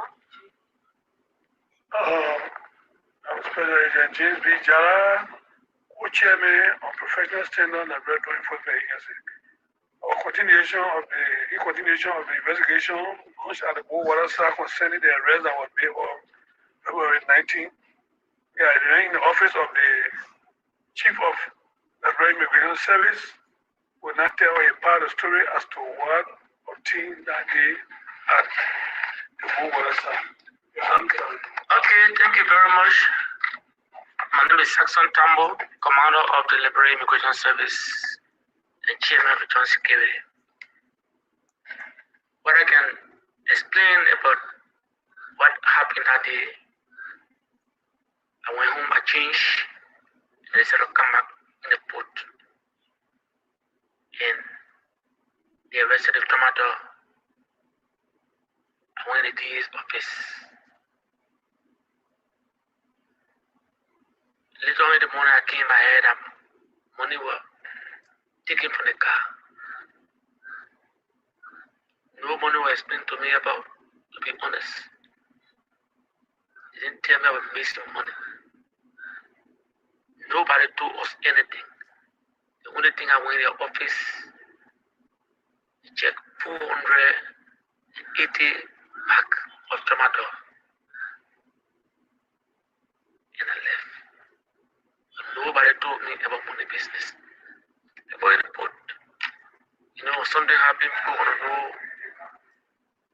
Even the chief examiner wanted to take picture of the drugs, and there was a confusion there. OPSA should not take picture. You know, that's how they've been working here with us. You hear that, Asa? That's why I can. No record. I don't do nothing. No record. You cannot get no evidence. On such an arrest made, but all in the arrest, they displace it, but not this time around. I say, you hear that? This time around, no. Colonel Gray, the man is saying, let me pause this. It's very important. People used to display and show it, but this is a quiet operation. You cannot report any evidence. Who we have as directors and deputy, what's going on with LDA? I pause it because the Liberian people need to hear it. Colonel Gray, nothing. I said, this is an embarrassment. Nothing. The man said we used to report it during AB Kremata, but this time around they said we will not report anything. So everything we see on TV that the burning drugs are reporting that Fiamomo, that's some of it. These guys then went there to enrich themselves. And guys, I think President Burger is trying on this one, but again, the government for that inside. Honor Fitzgerald Biaga, the officer in charge, that's a whole cartel operation at LDA. Honor this guy. Look at his deputy. Look at Kamazu. For Operation Patrick Kamazu, he took the money. He didn't report the money. He told the guys, don't take picture. You need to listen, and we'll put this on our page. Listen. What will the government do? I can tell you right now. I'm sending everything to Alexander Zoe and all the other commissioners. I want to email it to them and text it to them on WhatsApp. I'm saying that to all government officials. They're lucky they can keep these guys out of business. These are disgrace to Joseph Imabwaga government. Look at Acting Deputy Director for Administration, Ernest Tappet. All of them in the know. I say, all of them. The finance guy, he lied. He went to Central Bank to deposit 150,000. Where the rest of the money? Moba, look at him. So where are we, our fellow Liberians? This group, they are not fighting. When we say they want to argue with us, listen, we have planted so many people in every agency and every ministry, Colonel Gray. And this is the achievement. When you invest in news, when you invest in these things, the country will benefit. I said, the guy said, don't report nothing. You can't report it. I said. Yeah, so during AB Kremata, they used to report some. They used to report some, but right don't now report nothing. anything, don't report amen. I think Staton, we are experiencing it's this kind of discussion can be so tough to have, I think the guys are bad. I think this government is bad. This government is actually bad. It's just, I mean, this is the fourth batch of leadership at the LDA. Yet still, we can't get it right. It tells you there is a certain hand. LDEA has a certain spot that this government cannot leave alone. It might be people fighting each other on who controls certain things. Listen to people discussing Jocks' money on tape. Not just to discuss it, the evidence of receipt of deposit in an account is right in our eyes. See people talking 400,000 there. No, adjust it, make it 150,000. Then they go 2-3 weeks later, they go to the central bank, they deposit 150,000. And then other guys say, oh, the money, I even know how much they take the money, they even tell me. And other guys say, oh, AB Tali, we used to report some, now we even reported almost anything. You know what they're talking about that? It means the amount we're talking about is way. So if we used to arrest 200,000 and reported 150,000, now that's something. Right now, we are arresting 500,000, only reporting 150,000. That's what they're trying to say. I said, let me hold you there. As we go through the conversation, this commander will confirm, right? You were here, Colonel Gray. He said 250,000 was received, was confiscated. So the LDA, the BB men, these guys said, why they lie? And why they ate the money that was confiscated? And why they deposited only 150,000? And why there is no picture of the tramadol? We are receiving reports. They took half of the consignment arsenal of the tramadol to go sell it. Not only the money, they took half of the tramadol to go sell it. Let's listen, Colonel Gray. We'll come to you. So remember, saw them go in the car, and then the bag was in the car, and they took the bag from there, and Obi had it on his back. He and the commander went up with the bag. That's all I can tell you about. I didn't see the bag.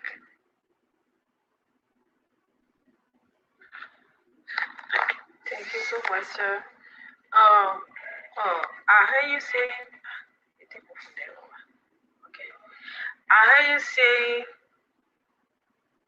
some of the people that part of the John security wanted to take photo, and they were allowed them.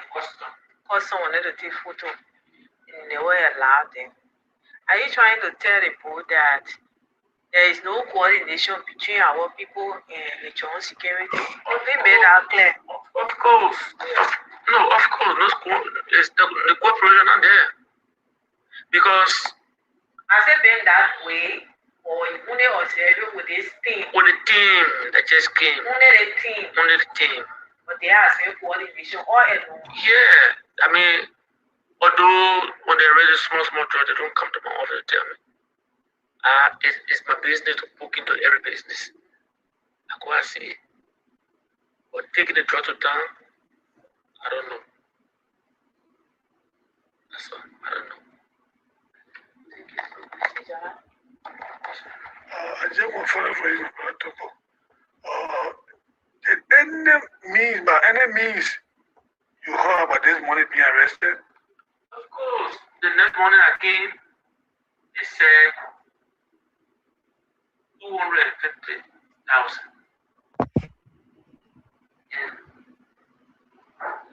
In the night. You hear Isaac? Colonel Gray, Isaac, you hear that, right? The next morning, Colonel Gray, they said 250,000. 250,000, yes. What is on the paper? They said the message make it 100,000. The other message don't make it 150. Now 200. When we broke this news on Spoon, right? The guys that were in Jobo, imperfect own words. You got to understand that these guys that never thought that it would have been reported. And that's why we are sending this to the president, to the vice president, to the national security advisor, to the chief of staff, to Gregory Coleman, to the minister of defense. I mean, how you call him? Justice. To LDCC. These are the guys that are speaking. And imagine they are not reporting. How did we get here, my people? So Stanton, I don't know if I can speak before I say. Go ahead. Go ahead, So I Honorable. was saying, people are not knowledgeable to the extent where they know that these kinds of issues can come out. Remember the Nigerian guy that entered Liberia with some 500,000 or $500,000, and that money was taken from him. Remember, it was a big scandal in the security. That was during Madam Salif's administration. 500,000. So when you take someone $250,000, you think they will just abscond the scene and nothing else will come out? Definitely, it's going to come out. That's where you see everybody trying to distance themselves. I didn't know about it. No one said it, and they're right because you know what? I know the DA said this is our operation. We got nothing to do with the other folks, and so call the boss. The boss came and said, "Look, give me the money. We put the drugs. Let go." So the woman was trying to say the protocol there is to firstly you have to account for everything that was taken on the scene. That's why the picture is important. So you can come tomorrow and say this amount of tramadol was seized from this amount of stuff was taken. But now everything has gone haywire. And I can tell you, Stanton, this is exactly why they have changed 4 different administrations over there. And that is not to say crimes were not committed in the past. For me, I look at it positively. Now that they have this moment where these kinds of crimes are reported, I think the more they discover or uncover, that's time to tweak the very entity itself. But I think people heads should start rolling now. Sometimes when you talk, but people should be under investigation. The professional division, I'm pretty sure they'll make recommendation for prosecution when they're done. Stanton. Yes, I say, thank you very much, Colonel Gray. I say, how hard it is now to fight against this. That we have the recording, those guys are speaking, the agent that were at the scene, those that wrote the document. I said, I know you're opposition. No, but Stanton, they're not about opposition thing. People should be in jail. This is some. You get receipt of deposit made in an account. Go in the account, you see deposit made. The money came from somewhere. It is that money we have all of these people on recording on. All of those people that were on recording, they are red in Liberia, they're dead. People know them, they're dead. The lady who said she didn't receive money, she exists, she's living. The fellow who they said they arrested, they took the money from his own earth. It's simple. It's easy. These are the cases we expect government to show like they're doing the bare minimum. The bare minimum. I don't think LDEA was ever like this. No. There were always accusations that were never proven. This one is, I don't know how you can, what is the greatest form of clear? Is it clearest? No, I don't think that will put most more. It's so clear, I tell you. This is not something you can, I don't need to be an investigator to put people in jail. Because the thing is right there. The receipt is there. The date they made deposit. The deposit was made. Where did that money come from? From the arrest. The lady who complained, she is there living. The guys at the border who were there, they are there. The guy they arrested, he is here. This is pure criminality.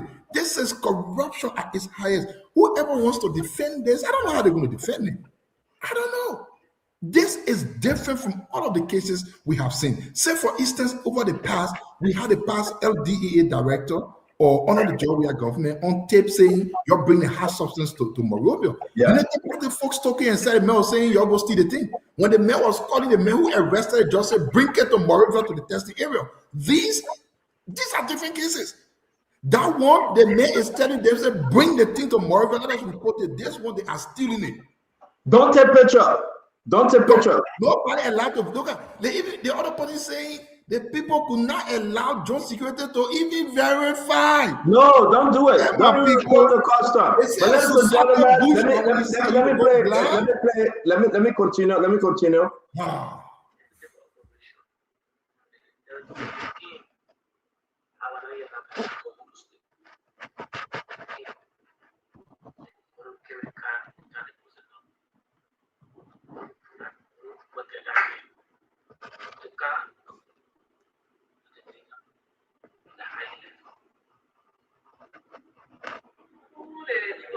No, you don't know what you're selling. Patrick Thomas. Yes. Okay, he wanted to carry the car that night. That night. And who said no? The NSA people. No, what can I do? Because you cannot be done that way, yeah. Yes. NSA involved. The car go broadly. Okay. I said the man won't carry in the NSA stopping.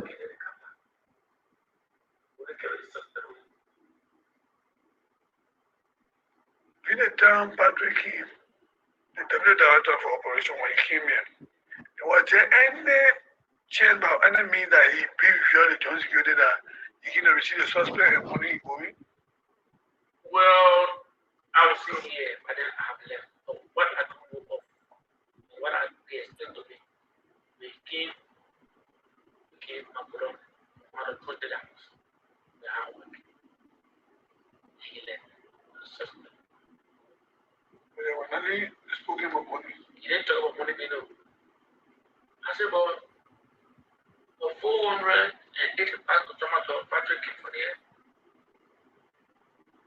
Wow. The man didn't talk about money, but you collected the money. He collected the money, he didn't talk about money business. You know, Damo, are you there? Damo, come now, come. We gotta wrap this thing up. We'll save some. This thing. We'll play this again. Damo, the man talk about money business. The man went collected the money, swear. He wanted to take all the drugs. The NSA said, no, you can't do this. It will be dangerous. The man took money, swear. NSA is involved, immigration and custom, all of them. But the embarrassment to my Uncle Joe is to keep these criminals in position.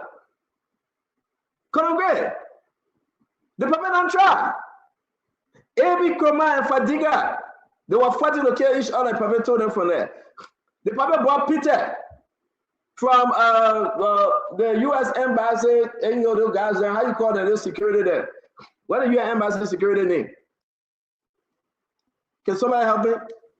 Oh, the security from U.S. Embassy? Intercom security there. Oh, yeah. Peter, as interim, he left. They brought the old man Swag. Swag couldn't put his hand up. They say he gets stroke. They got him play boy around him. Then they brought these guys there. These allegations are huge, folks.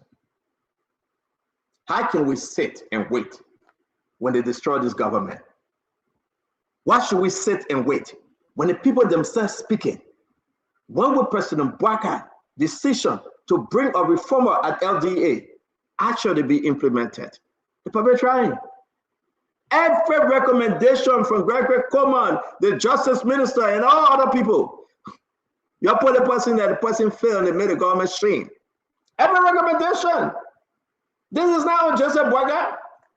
Yeah, I know somebody want to play politics. Yeah. Crab in the river all you can.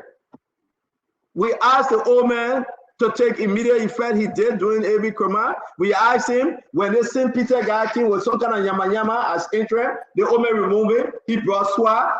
Swa wasn't performing. We asked Joseph Imam Bouakar, Papa, you gotta step in. The Papa stepped in. The Papa brought this against us. This drug cartel. He brought them.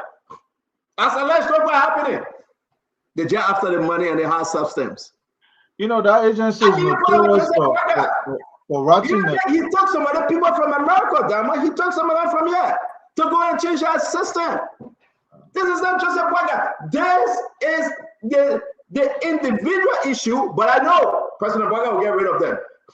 They can all be there. He must get rid of them. And every unity party, every Liberian listening, these guys then, they are witty and dealing drugs. This is the same agency with that $100 million situation, right? This was the same agency with the $100 million that went where the pool walked. No, it's different. It's different. I'm not talking about $100 million. I'm talking about they want today. These are a very terrible time in our country. Damo, I know we'll soon be leaving. We'll play the rest of this thing for the Liberian people to hear it. I just came to tell you today, we have all the documents. We have everything. Wherever you do something in our country, The people themselves will report you.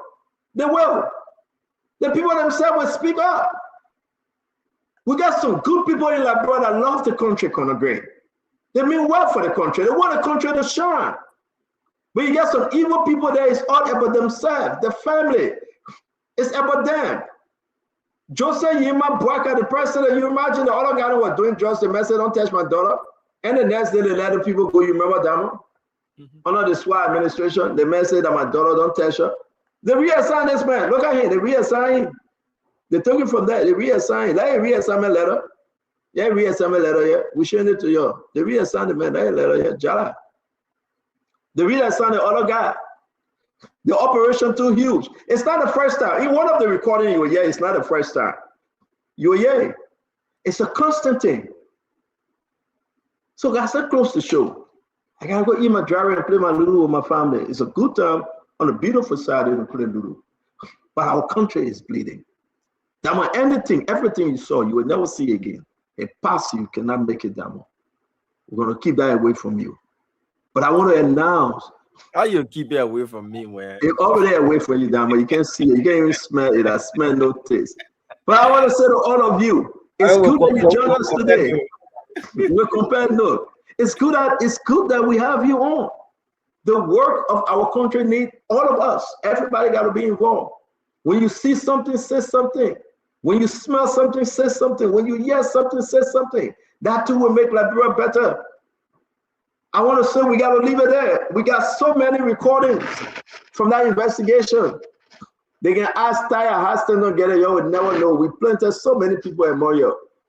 We are the mosaic when it comes to news. Yeah, we are. Investigation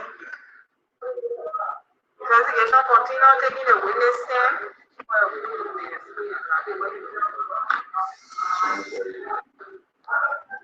Agency commander, the SA office of the county commander, So Dama, we're gonna leave it there.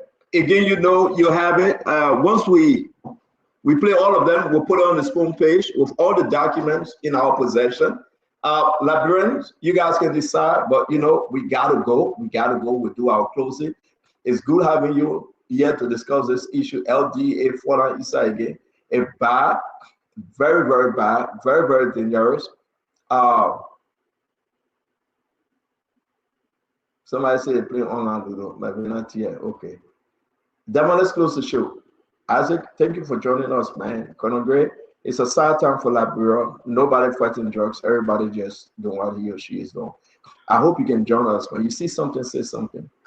It's about helping our country and making our country great again. What's your position? What say you? Liberia, there. Will you help change it? Can you help change it? I mean, Joseph Boaka can only try. What say you, my people? And he's trying. But things just not adding up. It's not looking good.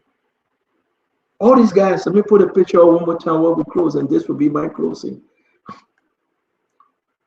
The acting director general, Biago, is in the know. The person that received the money, Patrick Kamazu, you know him. The deputy here for administration, he approved for the transfer to be made. The small money after they eat the other one, and he sent the finance director to Central Bank, and they made a deposit of $150,000 to cover the tracks. And yes, a receipt. You listen to the recording, my friend. What's going on with our country? And when it was all said and done, they reassigned Jala. They say you're talking to Mama, man. We're saying somewhere else. And they sent Jala somewhere else. Yes, it's reassignment letter. You ask them who investigating, they investigating themselves. They are covering the track. So we'll take this document and send it to LDCC. For the first time on the show, I will be a whistleblower. And I hope LDCC will listen. They got a place on the LDCC that you can send all the documents, they're recording everything. And let's see whether LDCC will take charge, whether the Justice Minister and the entire team. I will send it to the Justice Minister himself. I will send it to the Attorney General. I will send it to the Solicitor General of Fayad. I will send it to everybody. Will the government take action? Will the government step in? Demo, I rest my case. And as I can say, observe the process, right? You can say something like that. Monitor the process, follow the process, something about the process. I want to say thanks to all of you. Let's close. Isaac, let's go to Conor Gray first. He's the corner here. Conor, then Isaac will come in. Yeah, well, Stanton, I mean, there's sufficient evidence there to prosecute. The thing about it is, I would urge the administration not to relent in look, you can change as much as 20 times as long as it's not right. Continue to effect changes. That's the only way you make the system better. We shouldn't say because they have changed 4 or 5 times, so therefore that should be the end of it. You change until you get the right person there. Most people would think some of us talking but the Liberian system and the public service system is rotten. It's replete with people who are just there for themselves and not service, so to speak. And when you catch people at this level with sufficient evidence, that's when you prosecute and send them away for some time so that it can build deterrence. If you don't do that, the next group that come in there, they're finding the next bust to make sure they line their pockets. And it's unfair to the good-meaning guy, well-meaning people that are there actually to fight crime. You don't fight crime by committing crime, Stanton. So I think this effort to make the DEA one of the best should not stop at this situation. This is just one moment to show that the system needs cleaning, and I think this administration will take stand to clean up that place. That place needs to get clean, and when it's clean, you see how drug in Liberia is going down gradually. But if we say we have people when they burst a box of tramadol, X amount of money, and then they deviate among themselves, it's going back in the system. And that's why we're fighting. That's the crime we're fighting, but people are there to perpetuate the crime. So I would say, don't relent, investigate more, and send this. But what's Stanton, they'll take action. I'm pretty sure. This is so glaring. If no action is taken, then I don't know. When we had nothing, they took action. How much more now? Stanton. Thank you, Conor Gray. Isaac? The United Party has never taken action to anything. They don't say when you steal money, they should suspend you. It's not an action. In government, they can take you from there anytime. It means you should steal first. If you steal, they catch you and put you in jail. Like who talking about so? And they will know you're doing action. You want us to list the people we got in here. You want to list all of the people that they suspended? National Housing Authority, LCCC, all those people. You see anything going anywhere? This is so embarrassing. With a group of people, I mean, everything that is going on at LDEA brings to the fore President Boakar's ability to actually make correct decisions. Because all of the things starts with President Boakar's appointing the right person. How is it that President Boakar has appointed over 4 different set of people and the same thing going on? I really want to understand, how does President Boakar sit in his labor room or in the office to think about who to appoint where? How does he make decisions? What is the decision-making ability? What are the dots he crosses? What are the things he can do to say, okay, this is the decision I'm taking? Think about it. The president himself, does he have anything to give him clue as to who to appoint where?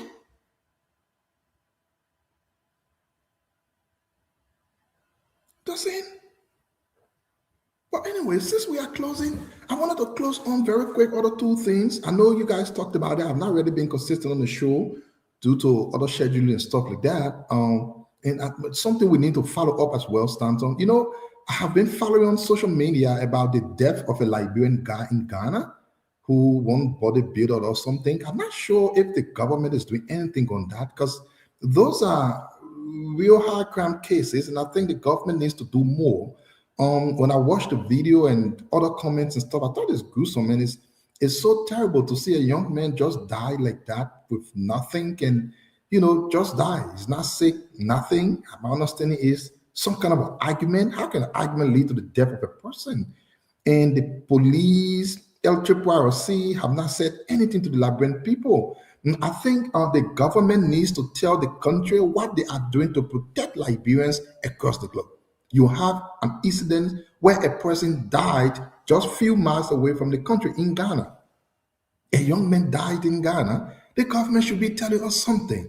Has the government dispatched has anything been done? Has there been any follow-up with the Ghanaian authority? Has there been any investigation call for anything? This is important. It means all Liberians may not be safe because you go anywhere, something happens to you, nobody cares. And that's how I think the government needs to do. And very last from my end, I just wanted to appreciate a friend of mine who have shown that leadership actually comes with reality. Stanton, I sent you some pictures and things, not to actually put it up now, but just to a little bit pass on it. I think my brother Eugene J.M. Colley from Bong County, my understanding is he is importing into the country an ambulance and also a bus that will be used by students there. And someone told me it will be the first time in Bong County District 4 where you'll be having students as a leader, as a leader, Eugene T. I say my friend, confirm this thing yourself. Don't say someone. Wait, no, but in the chat room you say, let me correct you. If you confirm it, don't say somebody tell you, because I know that story. So I beg you to let it fly on. I'm saying at least in Bong County, students will be able to take bus to go to school. Well, you are saying something you don't know, and you're giving the man since you don't have the fact. That's why I'm stopping you. But tell you, did you see bus? Did you see ambulance? No. You say what? Did you see the ambulance? Yeah. You saw the ambulance that you gave in Bong County? It is not there. It is being imported. That's what I'm saying. I said, lead that story, man. I know that your friend. I said it to you. It is being imported. It is being imported. Lead that story. I will talk to you in the bar, man. Let's go. But Stanton, you say no. I said giving you clue to leave it. You saying no. That's you cannot start celebrating the man when the ambulance is not there. And you wanted to come before we start talking about it. Okay, no problem. When you said 285, yellow machine was saying yellow machine didn't scam. When you said 285, yellow machine was saying coming. That now you say I wanted to be there. You see how you get asked? You say it will never come. It will never come. Then you tell them and say, it comes so that person. This is not a young man with a history of saying anything. The only person that said about bringing in drugs in the country since 2016 are President Baka. But this young man is a person when he says anything. I agree with you. If you say the boss is it's good to see a young man standing up for his people. I say, let's go to Dama. I'm begging you. The rules apply differently when it's either for or against. I mean, other people say the other machine coming, the first yellow machine be down. That corruption be talking. Yeah. So you like it that much? Are you Brian Sir Obo? No, but it's true. Listen, for me as a young person, you get that much a young man standing up for Chief, can Damo talk about baking you back? Damo, please, man. Damo, don't have my head. Why you do this, man? I beg you, let Damo talk. Damo, go ahead. Let's go back on our drugs issue. Yeah, so to the issue of the gruesome, passing of Austin Tingba, the librarian you spoke about, Minister Doe, the government issued a statement. The Liberian National Police also issued a statement. They're working with their Ghanaian counterparts, the Ghana Police Service. 3 suspects were arrested, and there's been, a vocal Liberian presence on that matter. I said, when he been working too much, so he brought it up. And he admitted that he's not. No, but it's important, Stanton. Thank you. Yeah, it's important that the government should really follow up this case and ensure those. I said the government did already. Let move to plan. I said no, because you work too much. When you get home, go on social media and find all the news and read on them. I beg you, Chief. When you come from the warehouse, you come from doing UPS job, you come from the warehouse, your body head to you get time, you can go read anything again, brother. So I just wanted to provide you that information because you said you wearing. Damo, thank you. Damo, when you push 18 hours cartoon, you come from pushing cartoon, you can't easy. So to the issue of the DA, I want to say kudos to those men and women who stand up for the right thing and will provide us the information. And as the CEO said, when you see something, say something, because there are those who are through the day. They risk their lives to make sure that we have a safer country. And for them, it's frustrating that they'll put their lives on the line, they'll work themselves out tirelessly, and then they will see things like this happening. If you dare and you're listening, and whatever sector you're in, those of you who reach out to us and give us information, we want to encourage you to keep doing the same. Because when you provide this information, we will vet them, because sometimes people throw you the wrong information to tarnish your credibility. We'll vet this information, and once it meets the criteria of being authentic, we'll follow up on them as we've been doing. This DA thing has been with us for a while, and we investigated it to make sure that we bring in the right information to the public. So we want to encourage you, whichever sector you find yourself in, let us know what's happening, provide us the information. If it means we go in there to firsthand, do authentication, we'll do that. But keep doing that. That's the only way we can make our country better than what it has been and what it is. Thank you, CEO. I just wanted to make that part. No, you're right, Damar. And again, I appreciate every one of you that decided to work with us in and out of this government. We say thank you. We may not have a lot to give you, but your sacrifices as you apply this pressure on government officials make our country better. Jose Yima Barga cannot do it alone. He counted on you. That when you see something of such a magnitude, say something. That when you hear something that is so bad and dangerous for the health and progress march of our country, say something. No man is above the law, no woman. And this too is very, very important for you to know. The president of the Republic of Liberia, the vice president, they are all counting on you. And once we announce it and we share it and we give it to everyone, I've just sent it to all of them. Alexander Zoe, the chairperson, all of them, I sent it to them. I will officially file a complaint on LDCC website. Damo, please do it. You have it. Just put it in the other bags. And I'm a public whistleblower. Whistleblower got to hide themselves. No, right? I'm a whistleblower. I will report this one. Right? And I don't need to say I'm doing it in the dark. No. Me, I will report it. That's my job. So I'm a public whistleblower. I'm not whistleblower, say I'm saying it. That I'm whistleblowing. I would do it. So let's get it straight. Congress will help to make our country better. These guys are destroying the image and the legacy and the way in which the country should advance. They are destroying the country. And you know that. So I said to all of you, in every ministry, Minister of Finance, Minister of Defense, Public Work, every ministry is the executive marshal, every entity. When you see something evil, report it. When you hear something, say it. My number is 609-649-4206. I will put it up. Call me, text me. If you don't have something to call me, call Diamond locally. We'll make sure you are safe. We respect our sources. We'll never report our sources. This thing must stop in our country. The children are dying of drugs. And these guys are taking the money. Look what happened in West Point. For $2,000, they allowed the drugs dealer back on the street. $2,000. The allegation that he gave the drugs director, this guy, allegation that he gave the guy $2,000 United States dollars, the guy let him go just last week. Santa, I was one person that thought this guy was doing well. Since he's been overseen, but sometimes it's good to go closer to. Huh? No, you're not seeing me, my man. We got to go. So at the end of the day, we're going to live together. We get 5 more minutes. Wait, me see me by the law, by the new constitution. You cannot amend the constitution. Every family constitution can change the DA report. See you later. Y'all have a good night, folks. Bye bye. See you guys tomorrow, one-on-one with the CEO. Bye. All right, folks. Thank you so much for listening. Thank you so much for watching. We'll be back tomorrow with one-on-one with the CEO. My name is Diamond Slanger. Have for yourselves a wonderful, wonderful night. Those of you in Liberia, and good day to you.